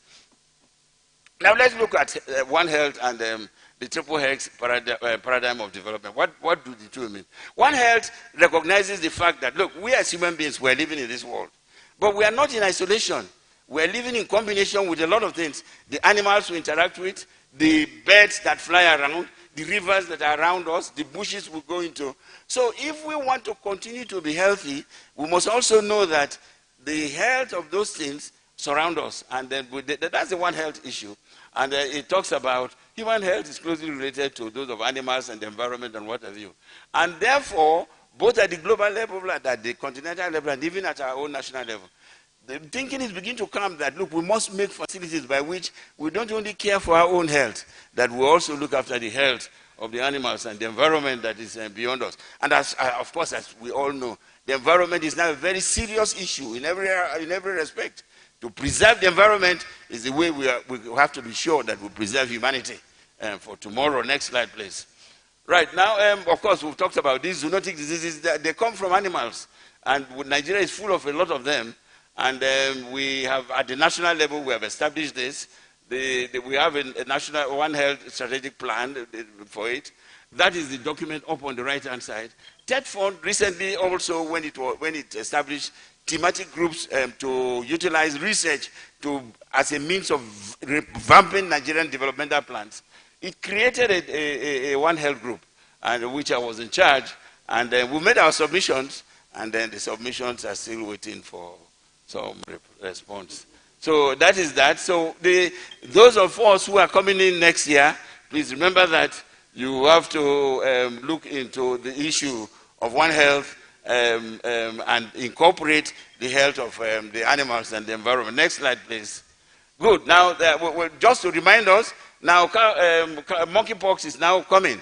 Monkeypox is now coming, and WHO says that the highest rate of death from monkeypox now is in Nigeria, and we're beginning to die. So this is another area where pandemic may come. So those of us coming next year, because this lecture is for you, those of us coming in next year, these are areas you must keep attention. Those of you who are representing those of them who are coming, when you go, tell them that this is what I said. Good, right. So you must look after the health of your people. And you must look, if you don't look after the health, you must look after the health of your people. Next slide, please. Now, let's look at the triple helix paradigm of development. This paradigm of development tells us, many of us here, those of you who are doctors, when you hear triple helix, your mind first goes to DNA. You studied DNA when you did medical biochemistry. And when you studied DNA, you told yourself that DNA initially consists of a duplex, which Watson and Crick, Watson and Crick, those great biochemists, they were the ones who found it. They found that there was a duplex consisting of purine and pyrimidine, and to which some oligonucleotides was added to give the triplex structure. And DNA consists of 3 separate strands that have congruent geometrical spirals within the same axis. Now, it was two sociologists. They are not doctors, they were just sociologists who studied this structure and said that, look, there's something in this structure. We can find out how we can utilize this structure to create synergy between various aspects of government agents, of agencies that work for human beings. And the agencies they chose were government, which every country has to have a government. Universities are so important in the establishment and the progress of a nation. And it is because universities are so important that even the poorest countries wish to have universities. Because a university that does its work well, and that's why it's a shame that we are now saying that our universities have been closed for this year, for this number of years. Because universities have a tremendous function in the prosperity, in the growth of every nation. And that synergy between the government, the universities, and the industry. So what does the university do? The university is where the thinking box, they think, how do we make 2 + 2 instead of 4 to become 3? How do we, how do we get to the moon? How do we strike an astronaut with something we've created from the earth? Those things are meant to be initiated by universities and developed by universities. When they develop them, when they do the thinking goes to the industries. And the industries now do the manufacture. And the government now prospers. The government is happy. Everybody is happy. The government makes sure there's light. The government makes sure that they don't pursue, people don't use machete to go and pursue others where they are working. The government makes sure that gunfires are not fired where people are. So that is the aspect of government. And so when you look at it now, that synergy between the government on one hand, between the universities are cardinal. No country should joke with its own universities because that's it. That's your thinking box. The universities and then, of course, the industries where the process of manufacturing goes on. Next slide, please. Now, this is it. We know that the Nigerian Economic Summit Group, we do know that, representing the industries, is partnering with the National Universities Commission, and then along with TED Fund. The NES representing the industries, the NUC representing the universities, and then TED Fund representing government. That is a partnership for development. Now, is this applicable to us in medicine? Is this applicable? Is this just a fun fair or applicable to us in medicine? The answer is it is applicable to us in medicine. And there are so many examples. No, go back. Go for and I'll go through them very well. Let's take the first one. Before Frederick Banting and Charles Best, who was a medical student, came on the scene, diabetes, the inability to control the blood sugar appropriately, to send the one that you go into the cells appropriately or what have you. Diabetes was so rampant. And some of them died, even some of the patients died from the starvation. Until Banting and Best came out and isolated insulin from the islets of Langerhans of a dog. When they did, that was the university, when they did, University of Toronto, which is the university in which this was done, became one of the world's famous universities. Frederick Banting got a Nobel Prize for it. And then they became very known. And look at the amount of good that insulin has done to the world. Look at the number of persons. And you can go around. Alexander Fleming, when he discovered penicillin, that's the mold, that's the petri dish he used, identifying. And if you look at that top right section on the petri dish, he found that why are the staphylococci not growing in that area? And then he discovered that there was mold which contained some penicillin. And that was the commencement of antibiotics. And of course, if you know the number of industries that are thriving on manufacturing antibiotics today, it all started from medicine. It all started from laboratories, which you and I can do. You can go on, Pap smear, the same thing. Patrick Septo, that is another one that you will know very well. Oldham Hospital, Oldham. You will know better than I do. Oldham is one small place near Manchester. But that was where Louis Brown was born. And because of that, Oldham became a big known place. Now, you can go, of course, most recently we have the one of Oxford AstraZeneca vaccine. You can imagine the amount of money University of Oxford would have got from that thing. And that is done by people like you and I, and that is done in the issue of medicine, in the realm of medicine. So the university does the thinking, The industry do the manufacturing, and the government benefits. Everybody benefits from it. Next slide, please. Next slide, please. Of course, has this happened in our country? We can then ask ourselves, why? Oh. And you want to remind yourself that lots of very good work has been done in our country here. If you look at Umar Shehu, Kelsey Harrison, the work they did when they were in Zaria, you look at Ladipo Akikbe, Ade Lucas, the work they did when they were in Ibadan. Even our Osato Gibosaki, he was a pioneer, you know, as far as a test tube baby, as we call them. But then, why is the other aspect, the industry aspect of it, not occurring in our country? And that's what we want to say, that those of you who will come in 2023, you must pursue us to make sure that we do things rightly. You must give us a better country than we're having now, in every respect, particularly in health. Now, even me, self. Even myself,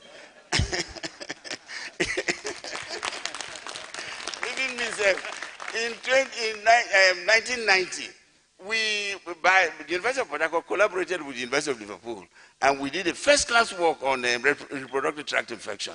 When we finished, we published in the Lancet, we did that. But there the matter rested. Now, the people with whom we did the work are pursuing elements of finding out elements with which you can prevent infection vaginally. And that's where microbicide is coming on now. Microbicides are coming on. If we had continued with that, and we are able to latch it on to the issue of microbicides, and microbicides get now manufactured, can you imagine how wealthy I will be? You think I'll be here talking? So the point I'm making is that when you come in next year, please make sure that you engender, you resuscitate, you flog us up to ensure that we should realize that as doctors who believe that they have a very good mental capacity, that capacity can not only be used in saying, Madam, what's wrong with you? Let me feel your belly. That capacity can be extended into entrepreneurial issues. We should so think, we should so believe that we have that power and we have that capacity. Of course, from the COVID-19 pandemic, we've done a bit of it. We now have local things we manufacture. We developed a GIS ourselves. And NAFDAC has given license to Abu at Afe Babalola University that they should manufacture very soon. This is how it should be. We should also include ourselves in the section that has to do with entrepreneurship. Next slide, please. Yes. So I'm saying for all of us that in 2023 and beyond, we as doctors, we as medical persons should convert the immense knowledge within our large retinue of professionals into a currency that will develop our sector as well as the nation. Teaching hospitals should not only be treatment and learning centers, but also incubation and generation ones, which will progress the much needed commodities to goods and services to build our national economy. We've said that the triple helix system is the way to go. And we made a point there that we now currently have the National Tertiary Health Institutions and Committee, that government can empower that body. You be the body that will ensure that these doctors that are in the teaching hospital don't just stop by taking away the appendix. Even you take away the appendix, that knife, that scissors with which, when you've tied the base of the appendix, you now cut it off. Can that scissors be better? These scissors, can it be done in such a manner? Think, utilize your mind, exercise your mind, and see how you can improve various things. Exploit the entrepreneurial flair in Nigeria. Next slide, please. I have said that if we do the thinking, we have two big cities, Aba, Kano. They can manufacture a human being like this if you tell them. If you tell them what to do, these two cities. And we are not exploiting these two cities. What I'm saying is that we should exploit them, not just in the manufacture of shoes. We should exploit them also in the manufacture of goods and services that you and I use in hospitals, that you and I use in teaching, in training, in treating patients. We are saying that if you do the thinking, which we are holding you responsible, that from 2023, they can manufacture anything you want. I was very pleased when a few days ago we went to bury one of our colleagues in Benin, and I saw this inscription that word innovation. Look at innovation. Innovation is converting a thinking process into something that produces goods and services for the benefit of a larger number of persons. When I take you alone now, and then I cut away your appendix, if I now think of a better way of doing it, that better way of doing it it benefits a larger number of persons than the single person whose appendix I clipped off. So that's what I'm saying. Industry should abandon short-term gain and then profits for investment in the long-term gains. Next slide, please. Right. Now let's all put it into context before we go. We are saying that Nigeria is in a difficult, things are very, very difficult for this country. We're in a near state of anomaly in the country, and then I'll talk about that very briefly, and then I'll talk about some 3-point agenda I have for health security, 2023 and above. Next slide, please. Now, if you look at the long list of things here now, this is what we're going through. I want to remind ourselves that 2023, the election 2023, will be different to... So Nigerians are unlikely to let themselves be taken for granted anymore. They are likely to say that this time around, we want to get our country straight. And what are the things? Look at the conflicts everywhere. You travel, you want to travel, you must have security, what we call security. That's a new term now in Nigeria, security. What is security? You know, I want to travel from here to Kaduna, I will have security. What is security? When I enter the car and drive and go, we don't understand. It's very difficult. If you look at cost of living, crushing national debt, health professionals, kidnapped, that's another problem. People kidnap health professionals thinking that they have money. They don't have a penny in their pocket. You know? And you can go on. So the type of government we want when that 2023, we want a transformative government, not a transactional government. We don't want someone who will come and transact with us, ABCD. No, no, no. We want a government that will come and transform this country for us, so that we have a better country for which we are all happy and proud about. Next slide, please. Right. Now, just as an aside, now look at these two photographs here now. Wherever in the world you have water meeting land, it is a place for development. It is a place for enjoyment. It is a place for joy. It is a place for happiness. My country, this is my part of the country, the Niger Delta. No, let's leave that one first. This is, look at the one on top. That is the Mississippi Delta. Look at that fine ship. That's how life should be. Should be with your wife singing, enjoying, drinking, fine, and enjoying the ship. That is the Mekong Delta. Look at the amount of trade going into it. Look at the beautiful scenes you have in other delta. Then look at my own delta. Look at my own delta. Look at Bofire there. Look at the debt. Look at the... Why should my country be like this? Why? So those of you who want to come in 2023, you have to change this country for us. What the point I'm making is that you cannot change the country. You cannot say that we want a health agenda and the health agenda will function. No, you must change the entirety of the country. You must renew the country. A health agenda is one of it, but you must renew the country. Next slide, please. Next slide. Right, now I'm almost done. I just want to recommend three big things. Whoever it is that is going to take over in 2023, please, what I want you to do, identify and address the gaps in the health system. And we've talked about them, all through today. We want you to expand universal health coverage and then also use research to drive development in the health sector. Next slide, please.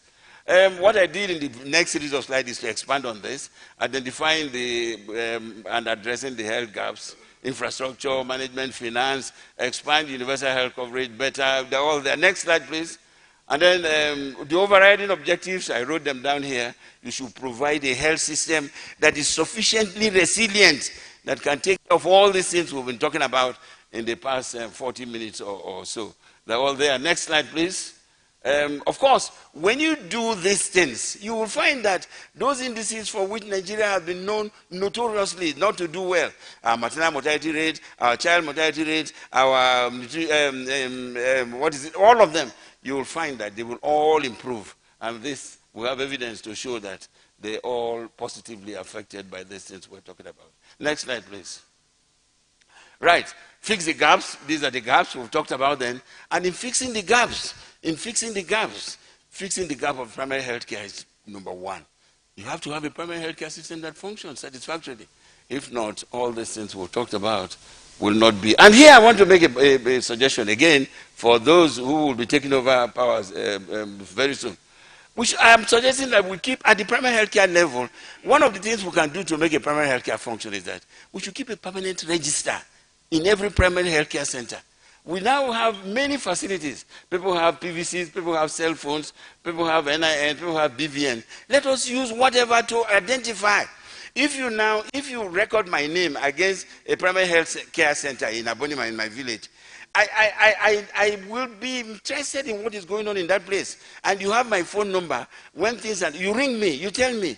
And we can do this across the board. So those of you who are coming in next year, you must make sure that you do things differently. We don't continue the way we've been doing before, because it has not done us any good. We can't. We cannot continue. I'm sorry if I'm being too blunt or what have you. But then you must do things right. Next slide, please. Next slide, please. Our Minister of Health said so a few days ago. What Nigeria must do to achieve universal health coverage. The foundation of any strong health system for universal health coverage rests on a robust, resilient primary health care. Next slide, please. Yes, we should expand the universal health care. The details are all there, just as they are in your book. Next, sorry, before then, we've recommended that the issue on taxation on alcohol, on cigarette, and on carbonated sugar drinks should be taken very seriously, so that you can now have money to run your universal health care system and the rest of them. Next slide, please. Right. The current government has some social safety nets. These are areas that you need to expand also and look into, to make sure that you can utilize them to address the issue of the poor. And in this respect, the Joint Admission and Matriculation Board recently released 4 billion equipment to some tertiary hospitals. And we want to take the opportunity to thank them, because what that means is that the hospitals will now be able to free money to do other things using the money that JAMB has sent to them. Next slide, please. Right, now look at Nigerians now. See this woman now. This is a woman, this is a Nigerian. She is carrying her a bowl of gari on her head. She is carrying 3 children. She is carrying her entire energy supply in the world.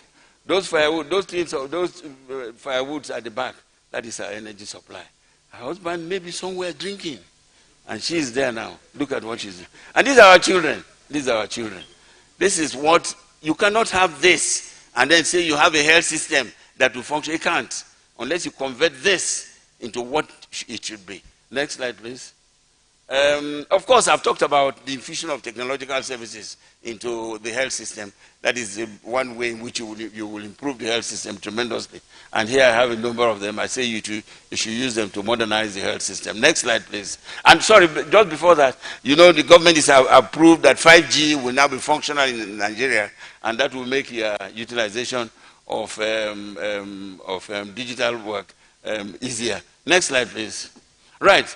The health system that we want, I've addressed this before, that if you did this, even the issue of medical tourism, the stratification, the difficulties we're having, somebody with ordinary malaria will report to University of Maiduguri Teaching Hospital. It shouldn't be that way. Ordinary malaria should be something that should be addressed at the bottom of the ladder. If you have a satisfactory health system that has been done, all this stratification will come into place. Next slide, please. Right, now let me conclude very quickly. Next slide, please. Mr. President, I want to thank you for asking me to deliver this lecture. I pay my respect to you. I pay my respect to the Board of Trustees. I pay my respect to the new council that has been formed. The gentleman that has been voted to head the council is a fantastic human being, and I have no doubt that he's a big plus to the Academy of Medicine. I also take this opportunity to thank the various other academies that are here, and I thank the incoming presidents of Nigeria and the various political parties that are present. I want you to go home with the idea that you have a great country you can convert to being one of the countries. If you look at people here, if you get the best out of these people, you have a fantastic country. Don't be despondent about what has happened to our country. We can revamp, we can grow from where we are, and you have all our wishes. And to my colleagues, the new fellows that have come, I want to congratulate you. I want to thank you. The president did say that you were being inducted based on your character, your integrity, your level of honesty, and that you become worthy fellows of this great college. It is my wish that you so become. Next slide, please. And my charge to you is that I expect you to play your own part in ensuring that Nigeria's health system truly serves its people in a satisfactory manner, and so becomes one that all Nigerians will be proud of. Next slide, please. Right, you know that Nigeria has done a lot of things. You know, Mr. Former Minister of Health, you will know there are two, is it 2 or 3 now, former ministers of health on that seat now. You've done, you have policies, you have actions, you have this, you have that, but they don't function. At the end of the day, we are still at the same place. You know, a woman has obstructed labor in Abonima. She dies. You know, the process of making sure that that obstructed labor can climb a ladder and takes her to a point where Professor Ogodegbe will be there to relieve her of that obstruction. It's not there. It's not there. And it was because of that that Mr. President recently formed another committee which he says health reforms and made the vice president to be in charge of it.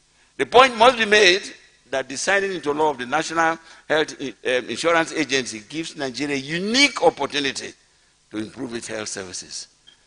2023, my dear friends, my dear colleagues, offers the country a wonderful opportunity for a reset. We have to reset this country. The country must seize the opportunity and get things right this time around. Thank you very much.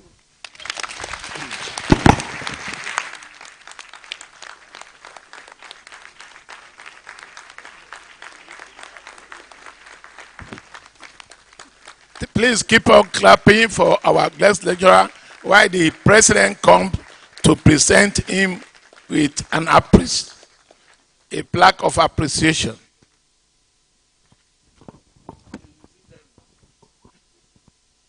Where the lecturer wants to sit down now. Am I allowed to open this?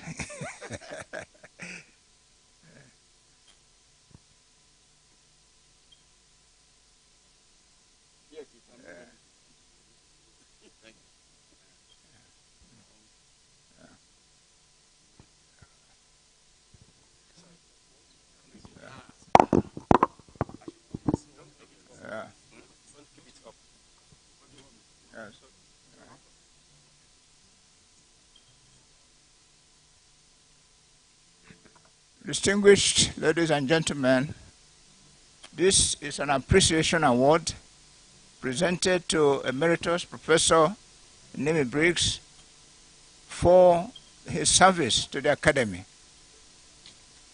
as well as being the lecturer for the 2022 event and the installation ceremony of the Nigerian Academy of Medicine. Madam, I'm sorry to join us late. So please. Right. Thank you, sir.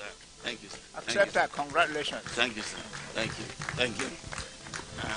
Thank you. Thank you. I want to snap. Okay. All right. Thank you very much, sir.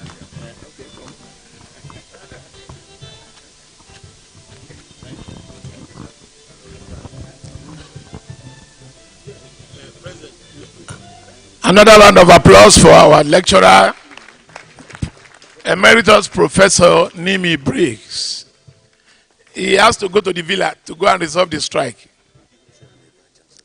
I said it. Maybe that's because I'm an enemy man.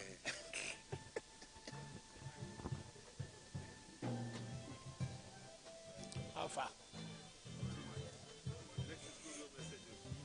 Yes. You can do that. Okay. Why the guest lecturer? Well, it's not a guest. Why is our lecturer departs? We have not formally recognized one very important dignitary among us, because we are lucky we have many. We have the representative of the current Minister of Health. We have many past ministers of health here, but we have not particularly identified him for recognition. Because with us, we have a Professor Christian Chukwu. Oh, yes.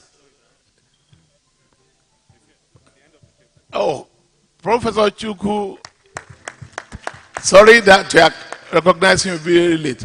Maybe they say when you are very close to somebody, they say you just take them for granted. Because I've been with him for the last 3 days. So we are running a course. Thank you for coming, Professor Chuku. Now we take good messages.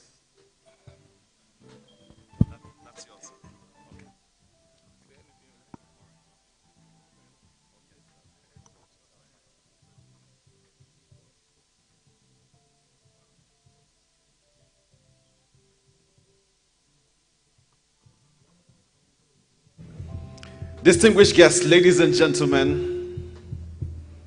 Okay. The sound people fixing that for me. NTA, you want to give me work? All right. Distinguished guests, ladies and gentlemen, please can we give a round of applause to Emeritus Professor Nimi Briggs, as well as Professor Atoye B, please. He's done such a wonderful job this morning up until this afternoon. Please appreciate him. Thank you so much, sir, for the excellent work you have done here, handling proceedings at this annual lecture and induction ceremony. Distinguished guests, ladies and gentlemen, if you're just joining us, this is what it is. At this point in time, we shall be receiving Goodwill messages, but I can see we have been seated for such a long while. I want to give a 2-minute break. Just 2 minutes with good music. Can we get good music, Z-Man Entertainment? Just so that the professors and my teachers here can stand up and stretch just for a second. And if you need to do a bathroom break before we take the Goodwill message, please. So it's just 2 minutes.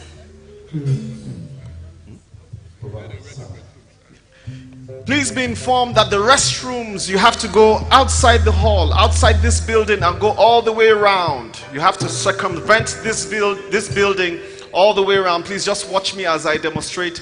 You go out.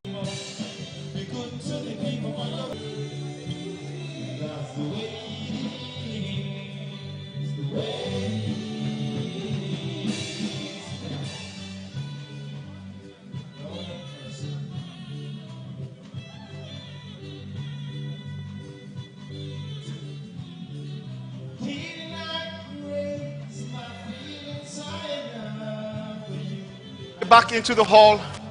Please make your way back into the hall. Please make your way back into the hall. Make your way back into the hall, please.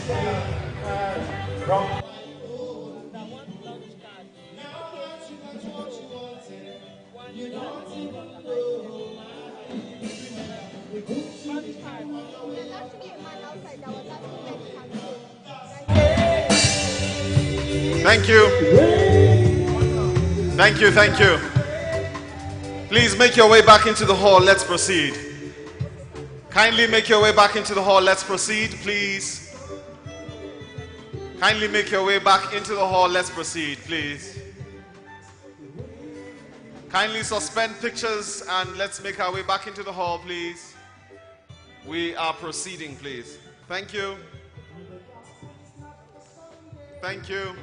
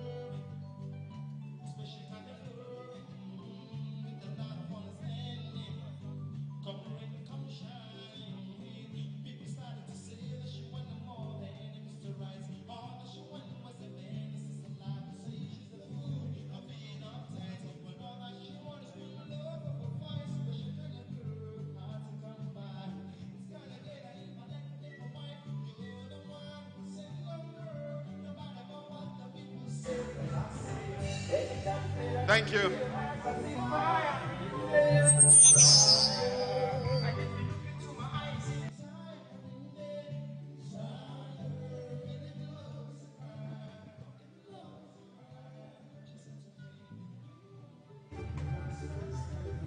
Thank you. Thank you, Z-Man Entertainment, bringing great entertainment right here at the 2022 Annual Lecture and Induction Ceremony. Please, anybody outside the hall, please come in and get seated. We are continuing the event. We are almost at the end of this, and it will be time to celebrate. Please be reminded that there's a luncheon happening right after this, and we'll have a lot of time to take pictures and to celebrate together. So please, everybody, please be seated as we continue and we coast to the end. Please. Please come in and be seated, please. Please.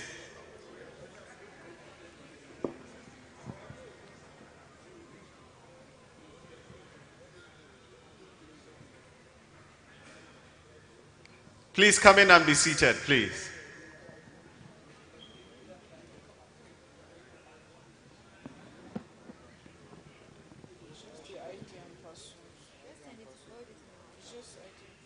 Please come in and be seated. Distinguished guests, ladies and gentlemen, please come in and be seated as we proceed.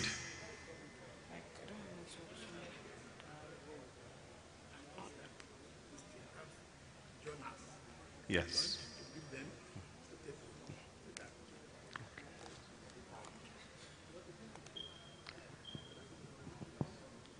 Okay.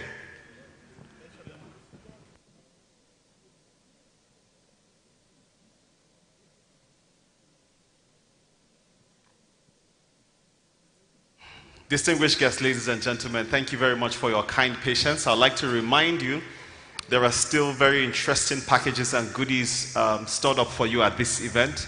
There's a journal that shall be unveiled soon, and it shall be distributed to us all. We also have lunch prepared for all the invited guests. So please, we will crave your indulgence to be a little more patient with us. We just have a few more items and this event will come to a close. At this point in time, we would like to take Goodwill messages, and we have a few key people who are seated in the hall already, and I'll be inviting them to speak for just a few minutes. The first person I would like to invite is the representative, all right, I'm hearing some hallback, is the representative of the Honorable Minister of Health, ladies and gentlemen, the CMD of FMC Jabi, Professor Saad Aliyu Ahmed. Please give him a round of applause. He's been patient. Please welcome him and show him some love. Thank you. You're welcome, Prof. Thank you. The representative of the Honorable Minister of Science, Technology and Innovation, the Chairman Board of Trustees, NAMED, members of the Board of Trustees, the President of NAMED, Professor Goodwill, members of the Council, former Honorable Ministers of Health here present, Professor Isaac Adewale and Professor Oyebuchi, heads of agencies here present, former heads of agencies, medical elders, captains of industries, invited guests, distinguished ladies and gentlemen. The Honorable Minister of Health, Dr. Osage Ehanire, regrets his inability to be here in person, but he had asked me to come here to read out his goodwill message to this important gathering of who is who in medicine and dentistry in Nigeria. I'll go ahead to read his message. It is my pleasure to address you on this occasion of the 2022 Annual Lecture and Induction Ceremony of the Academy. Let me start by congratulating the Nigeria Academy of Medicine for organizing this conference to discuss issues bordering on national development. The theme of this conference which is 2023 and beyond, setting the health agenda, is very apt, and especially coming on the heels of the commencement of campaigns by the political parties. This shows the quality of leadership of the academy as well as their concern for the health sector. The federal government is ever willing and desirous of collaborating with the Nigeria Academy of Medicine in strengthening the sector for the progress of the nation. I implore you to continue with this patriotic drive in training, service delivery, research, and community service. The federal government has continued to invest in the health sector by recently embarking on massive infrastructural development and support in clinical services. The healthcare Cap 2 budget has shown some improvements in terms of appropriation and in the percentage capital budget releases. The COVID-19 pandemic brought to the fore the need to strengthen our health system. This led to the strengthening of our tertiary health institutions through interventions in the area of equipping intensive care units, isolation centers, molecular laboratories, provision of PPEs, as well as installation of oxygen plants in some of our institutions.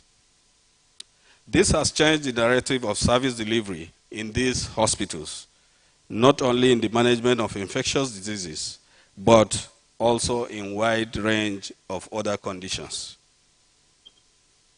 The National Primary Healthcare Development Agency, the NCDC, NIMA, have equally shown much capacity and commitment in the face of the pandemic, and they have mapped out various management strategies.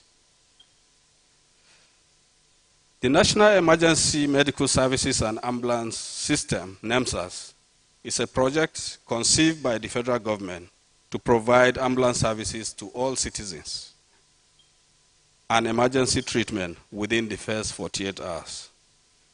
This project was launched at the FCT, being the pilot state, and subsequently they will be rolled out to other states of the Federation. The government has noted with concern the migration of health workers to other countries. Strategy to address this is one of the topics under consideration by the Health Sector Reforms Committee, which was inaugurated by Mr. President and chaired by the Vice President. The government is also engaging Nigerian health professionals in diaspora towards knowledge and skill transfer particularly, and this has shown to be quite beneficial to some of our facilities. Distinguished ladies and gentlemen, I congratulate all new fellows. I equally congratulate the Nigeria Academy of Medicine for this meeting, and I look forward to the outcome of your discussions. Thank you, and God bless.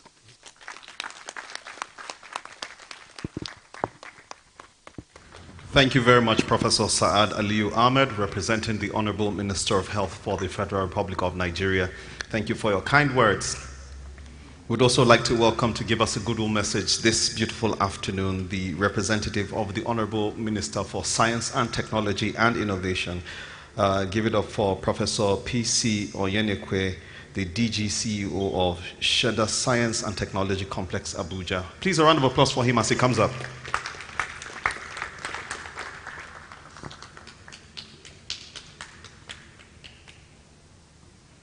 Thank you.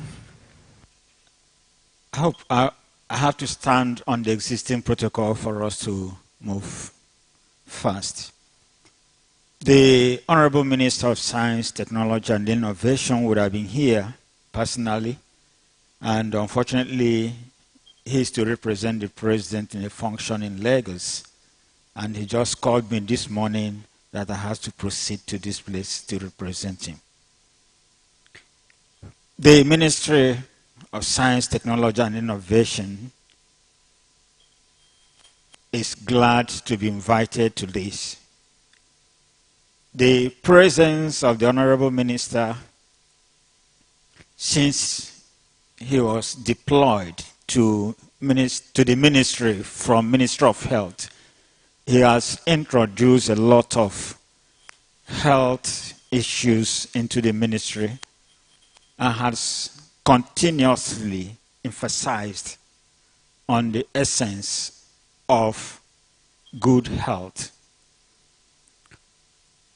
If we recall, Nigeria were able to confront COVID-19 because of our experience with Ebola. In as much as we don't mention that, but I strongly believe that we have been able to confront COVID-19 because of our experience with Ebola. And I believe that we are going to build on that. Our experience on COVID-19 will enable us to prepare for both emerging and re-emerging diseases. Because this is very key for us to have a healthy nation. I'm also glad to inform us that the Ministry of Science, Technology and Innovation has been collaborating with other academies. The Nigerian Academy of Sciences, Nigerian Academy of Letters and others. And I strongly believe also that the ministry is ready, and more than ready, because the minister is a medical professional, to collaborate with this academy. The ministry has been supporting the academies every year, and I will encourage the chairman BOT and the president to get in touch with the ministry so that they will key into that collaborative effort for the betterment of the country. Once more, on behalf of the Honorable Minister, I congratulate the new inductees and also thank the Board of Trustees for inviting the Honorable Minister, and he will continuously remain a faithful member of the medical profession. Thank you and God bless you.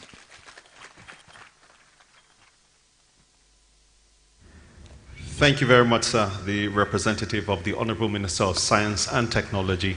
Please send my kind regards to the Honorable Minister. Tell him his boy, HRH, is saying hello and wishing him well at that ministry. Yeah, we've met a couple of times doing this job. So please send that message to him, please, sir. Thank you. Thank you. We would like to take one more Goodwill message, and I have the singular privilege again and honor of welcoming a one-time Honorable Minister of Health for this great country, Nigeria. Please welcome him here with a loud applause, Professor Onyebuchi Chukwu. Please give him a round of applause as he comes. Something to say from you, sir, please? Yes. So where's the photographer? Let's take this picture together.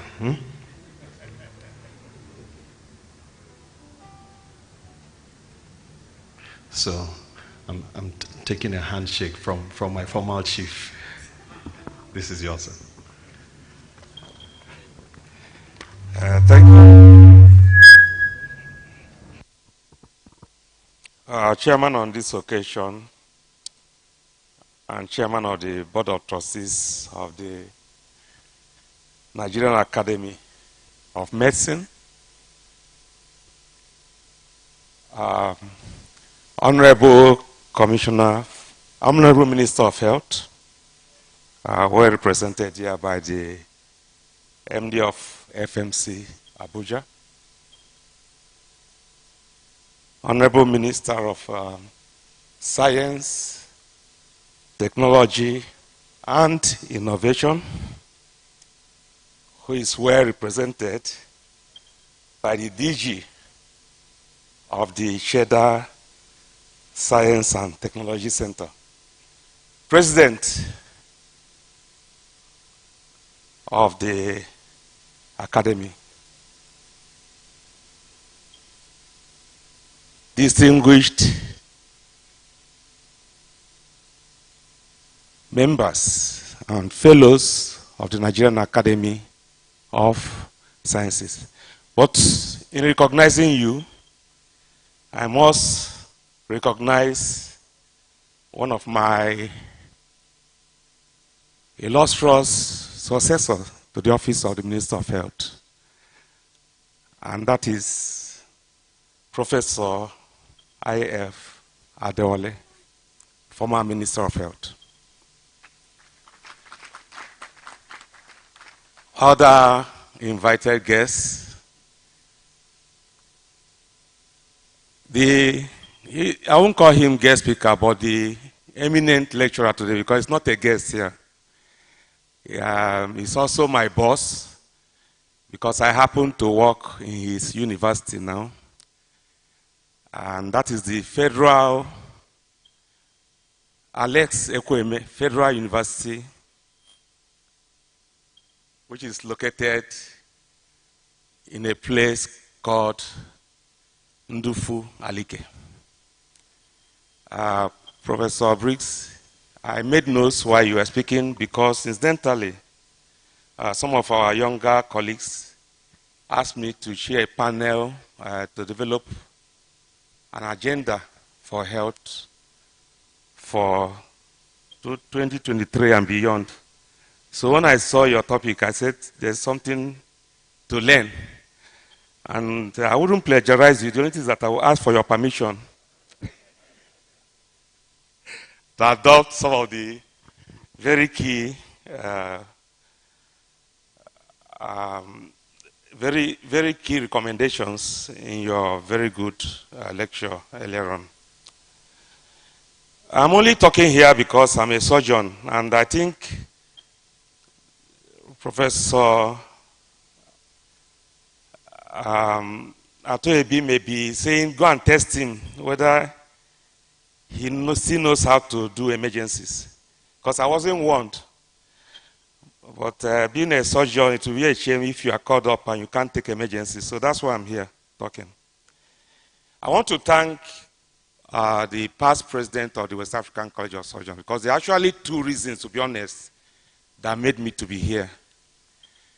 Despite the fact that I had three very eminent members of this academy, I was with them for about 3 days. They never mentioned this conference to me. And I'm talking about Professor Dalili Taria. He never mentioned it to me. I'm talking about Professor SNC Anyanwu. He never mentioned it to me. And of course, Professor Atoebi never even mentioned it to me at all. But I'm here because the past president of the West Africa College of Surgeons, Professor King David Yahweh, invited me. And I always find it difficult not to respond to any of his requests. I always find it difficult.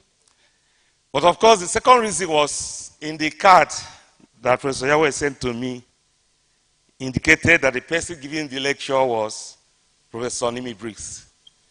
And I say, for many reasons, I have both a duty and otherwise to be here today. So actually, those were the two reasons that made me to come here. But I'm so happy there are other things that happened while I came here. Of course, it was an opportunity to meet so many of my own teachers, both in the undergraduate school and postgraduate training. It's also good to meet some of my own peers, friends, students, and colleagues. So I'm happy to be here. I want to congratulate the Nigerian Academy of Sciences for this double induction of 2 SAYs to start with, for the inauguration of your president and the council, and for organizing this very important lecture. My only comment is, I don't think you should be able to afford a lecture hall, so you can invite more of the public to listen to these lectures. Just having more than half of the audience being people in the health sector, listening to this very key lecture, for me, isn't the way to go. We need to come out. We need to recreate the original theater. Yes, now for obvious reasons, our theater is exclusive. Not everyone can go into the operating room. But for our lectures, we should reenact the way surgical theaters were created. They were actually theaters. And that's the only way we can penetrate the public. If we keep speaking to ourselves alone, nothing will happen. We've made progress. There's no doubt. When I look back, Nigeria has made progress. But at the same time, we've lost some of the progress we've made.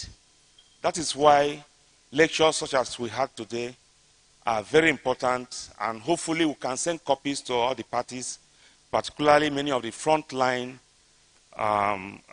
presidential candidates. We must deliver those copies to them so they give it to their team to study and see one or two things they can pick to include in the agenda for 2023. So on that note, I want to thank you for this opportunity to address you. I wish the Academy well, and I want to believe that a lot of the things coming out from today's meeting will help Nigeria in 2023 and beyond. Thank you very much.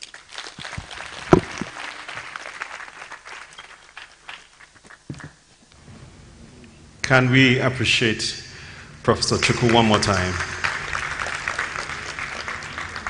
And Prof, I will agree with you 100% that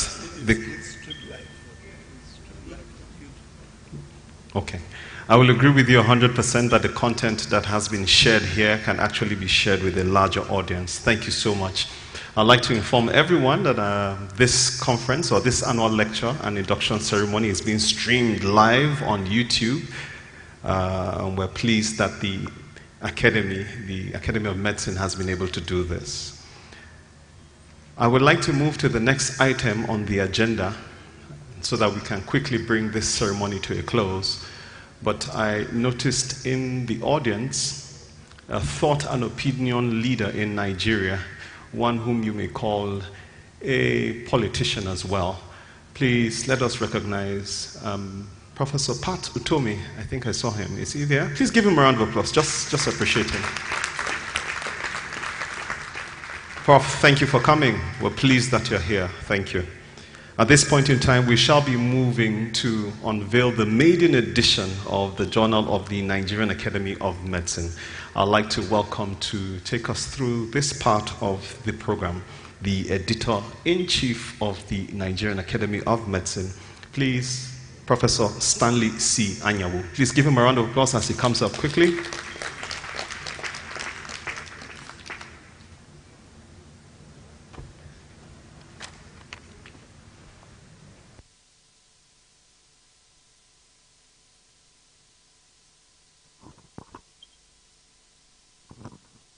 Thank you, sir.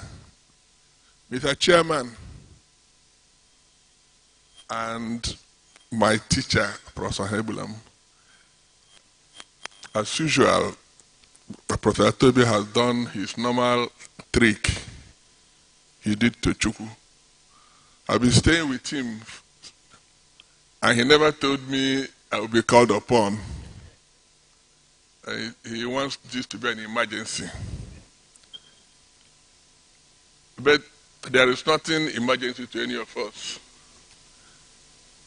At onset, the Academy of Medicine decided that having a journal was an important aspect of their work. And they constituted, after setting up a committee to look into publications and all whatnot, one day I got a call from Professor Odubemi. I said, Anyanwu, I said, sir, I want you to start with a team. I will assemble with you. I said, anything you say, sir, I will agree. So we have worked on the journal. If you look at the journal, starting a journal is not easy. We have I have a lot of experience with journals. I guess that was probably why he asked me to do this job. We have produced a journal, the first edition. It is our hope that in the nearest future, the journal will be indexed. It's also our hope that in the nearest future, we will do this, what we've done for other journals, which is making it to have an impact factor. So, but we need the support of everybody to both to use it for your articles, to use it to review articles when we invite you, and to support the journal. I was directed at the beginning that there should be no charge both for submission and for publication in the immediate future. They didn't put the time frame. So this is what we are doing. So we'd like to encourage everybody to support the journal. We'd like you to read the articles. They are good quality articles. And to support the journal as we grow. So on that note, I welcome all of you to have a review of the journal, to look at the journal, and to ask back the secretary to continue his, not his usual mischief, but to continue the work he has been doing and direct the next step of the action. Secretary, sir.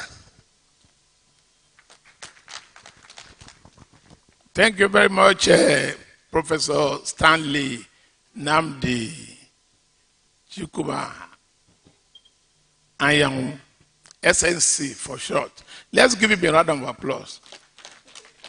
He didn't want to talk, but he must talk. How can you be editor? You are just chosen from the blues, and you have done a good work with your team of associate editor. We have the two associate editors here. Only one of them is present here. One is the former Vice Chancellor of Obafemi Awolowo University, Professor Ogumbo Dede. Please stand up for recognition. It's one of the editors. The other editor is otherwise engaged, Professor Abdulmumuni Rafindari. And we have many associate editors. Some of them are present here. Our indefatigable organizing secretary, Dr. Fatima Kiai, is here. Anyway, you will see all this when we unveil the journal. So we now have to go on with this with our president, our brand new president.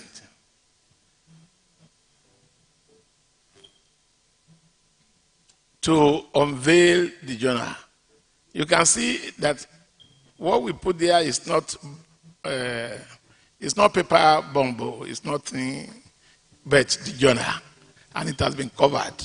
And once something is covered, you need to uncover it. So the president will come in to unveil it. You can see that they are distributing envelopes around. As the editor said, we have not charged for submission of article. We have not charged for printing the article when it's accepted. Everything had been free. So the article needs support. And we don't want it to be a clumsy one. Once you have the envelope,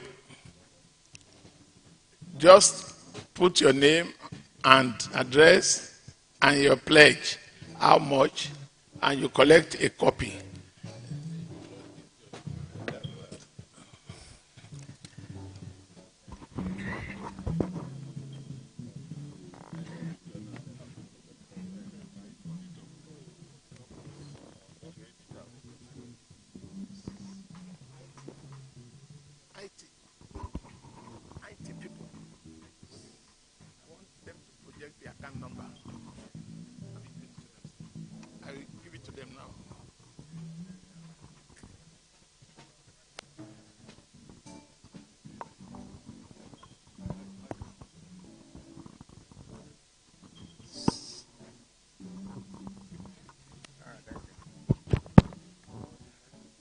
Well, this is a wonderful occasion, something we have been looking forward to. When we were invited to join the editorial board as advisors, I was very elated, and we've been looking forward to this occasion. I'm happy it has arrived. A building without a foundation, what happens to it? It will collapse, as we have seen in recent years in this country. But they did a thorough job to lay a good foundation. And we are quite sure that this journal will ascend from height to height, and in a few years will be one of the most highly rated journals, not only in Nigeria, in Africa, but in the world. So we pray that this will come true soon. And I don't know how heavy this big... Wow, that looks impressive. Very, very impressive. And ladies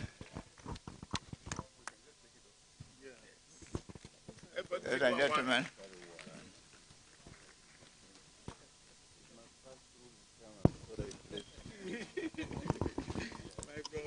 let's take one copy each, and you pay to the account of the Nigerian Academy of Medicine, simple UBA account. It is projected, account number 10221466132. It will be projected on the screen. The screen is showing the journal first. After this, it will be projected on the screen.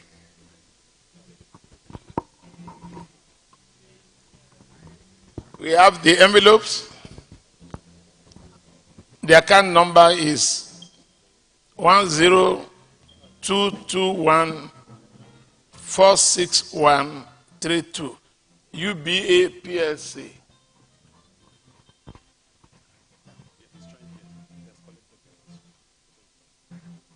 It will be put on the screen so that you can. We don't need to announce our donation. Maybe the president wants to announce his own to stimulate us. Not these days.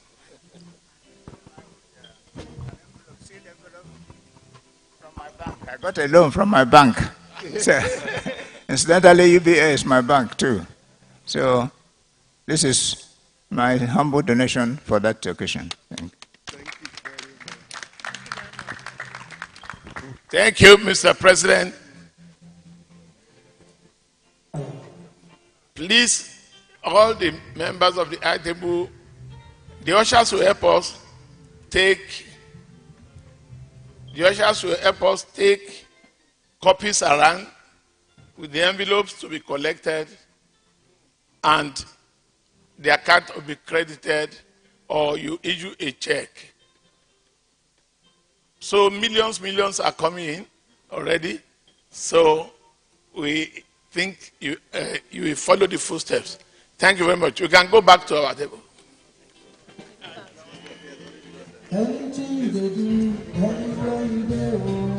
Have they put the account number? They'll project it.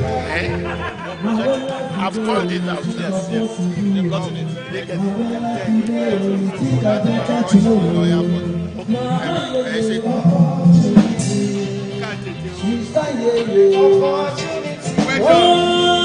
Very sir. Thank you, sir. Opportunity.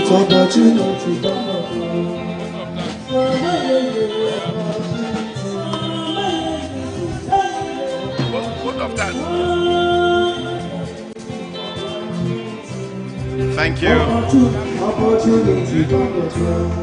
Thank you, Z-Man Entertainment.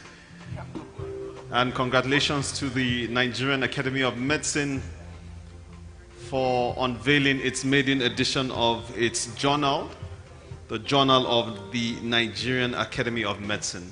I'm still waiting on the account details to be displayed on the screen. That's what I'm waiting for. Okay. Please, can you write that in full? Nigerian Academy of Medicine. 102214613. It's a UBA bank account. You can take a picture of that. I can see my prof MNI is taking it.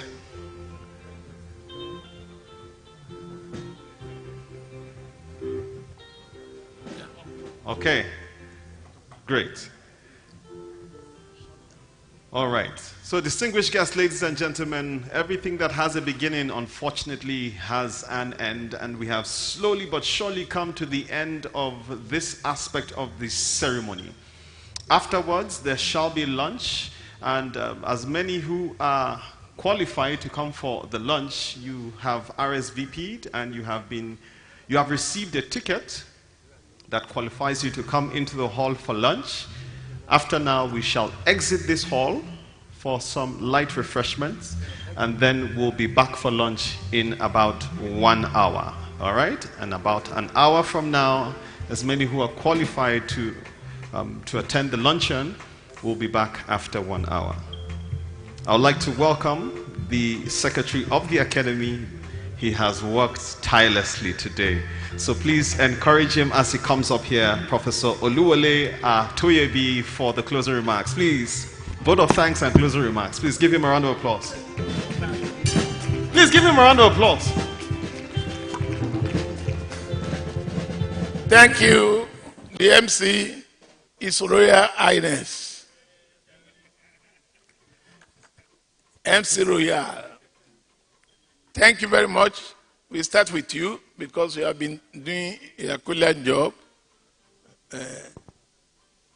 Chairman, on behalf of the Chairman of Board of Trustees, the President of the Academy, and members of Council, I want to thank everyone that has come today.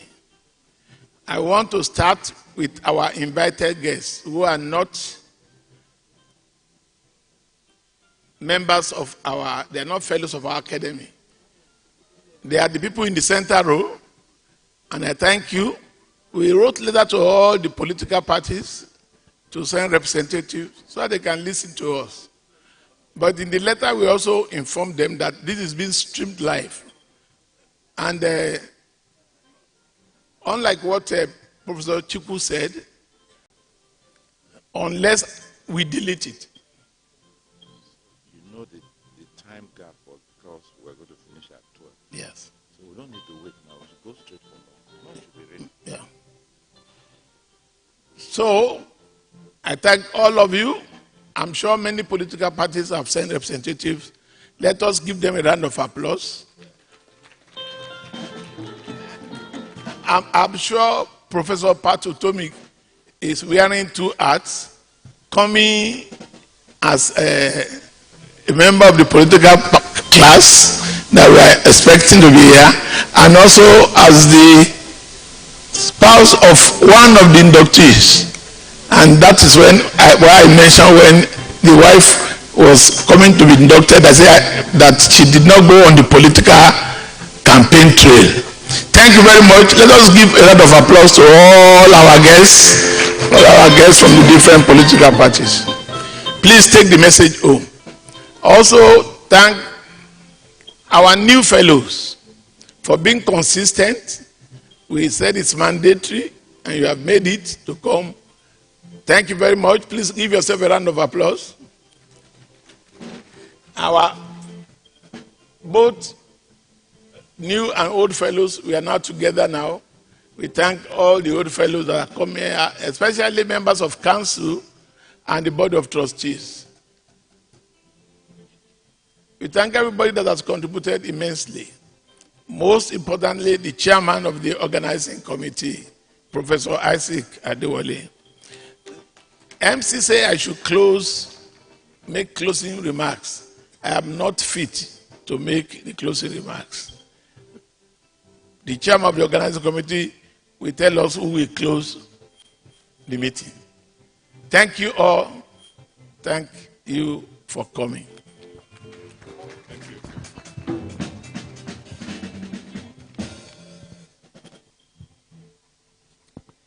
I hereby call on the President of the Nigerian Academy of Medicine, Emeritus Professor S.E. Oyagulam, NNON, FNE Med, to declare this multi-faceted event closed.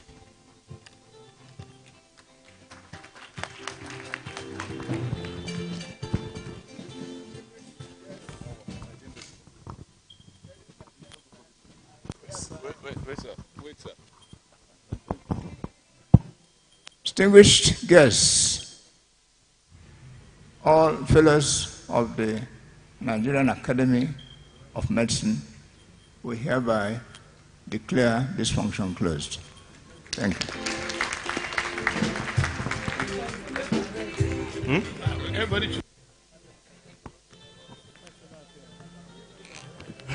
Thank you very much, Mr. President. Distinguished guests, ladies and gentlemen, this event has come to a close. We shall be taking the academic recession after the national anthem, but before I do that, I'll be pleased to sign out. Usually when I sign out, I like to drop my social media handles, but I'm dealing with my teachers and professors, and so I'll respect myself. Please just remember that my name is His Royal Highness, Africa's finest MC and event virtuoso. Can we rise? Shall we rise, please, for the national anthem to bring this event to a close?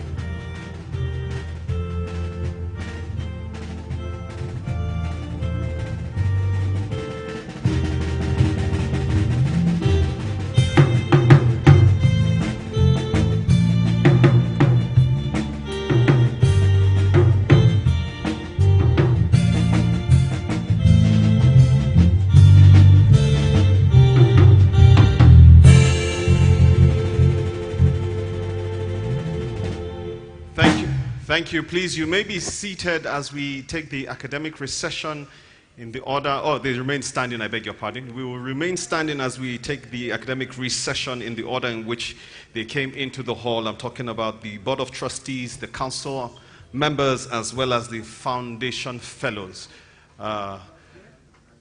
Z-Man Entertainment, please give us some good music as we recess from the hall.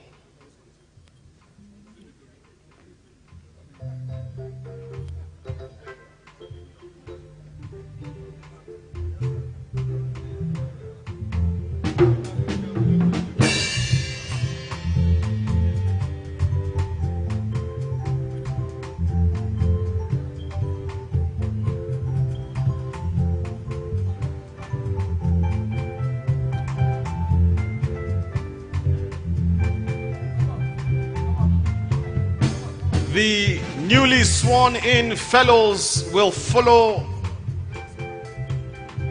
in the recession after the aforementioned.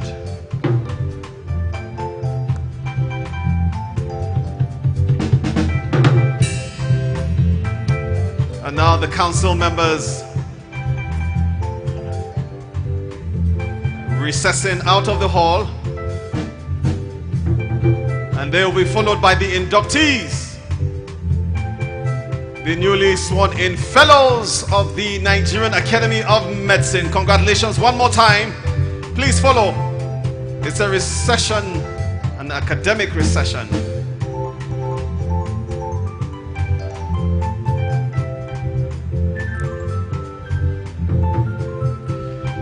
We will be taking photographs outside. Be reminded, refreshments are served outside.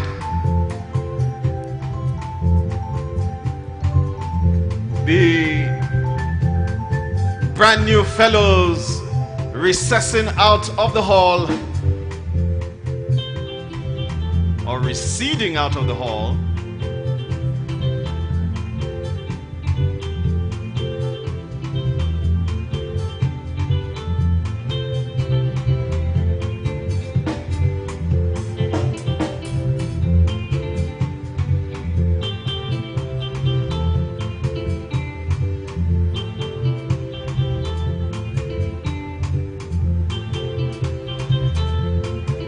our invited guests, and the audience all standing, paying tribute to the newly sworn in and inducted fellows of the Nigerian Academy of Medicine.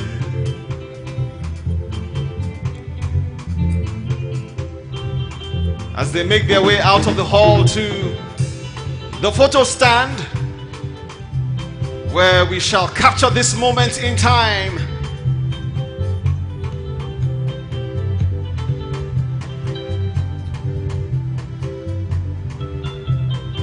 Contributions are still coming in for the journal. Thank you so much for your kind contributions.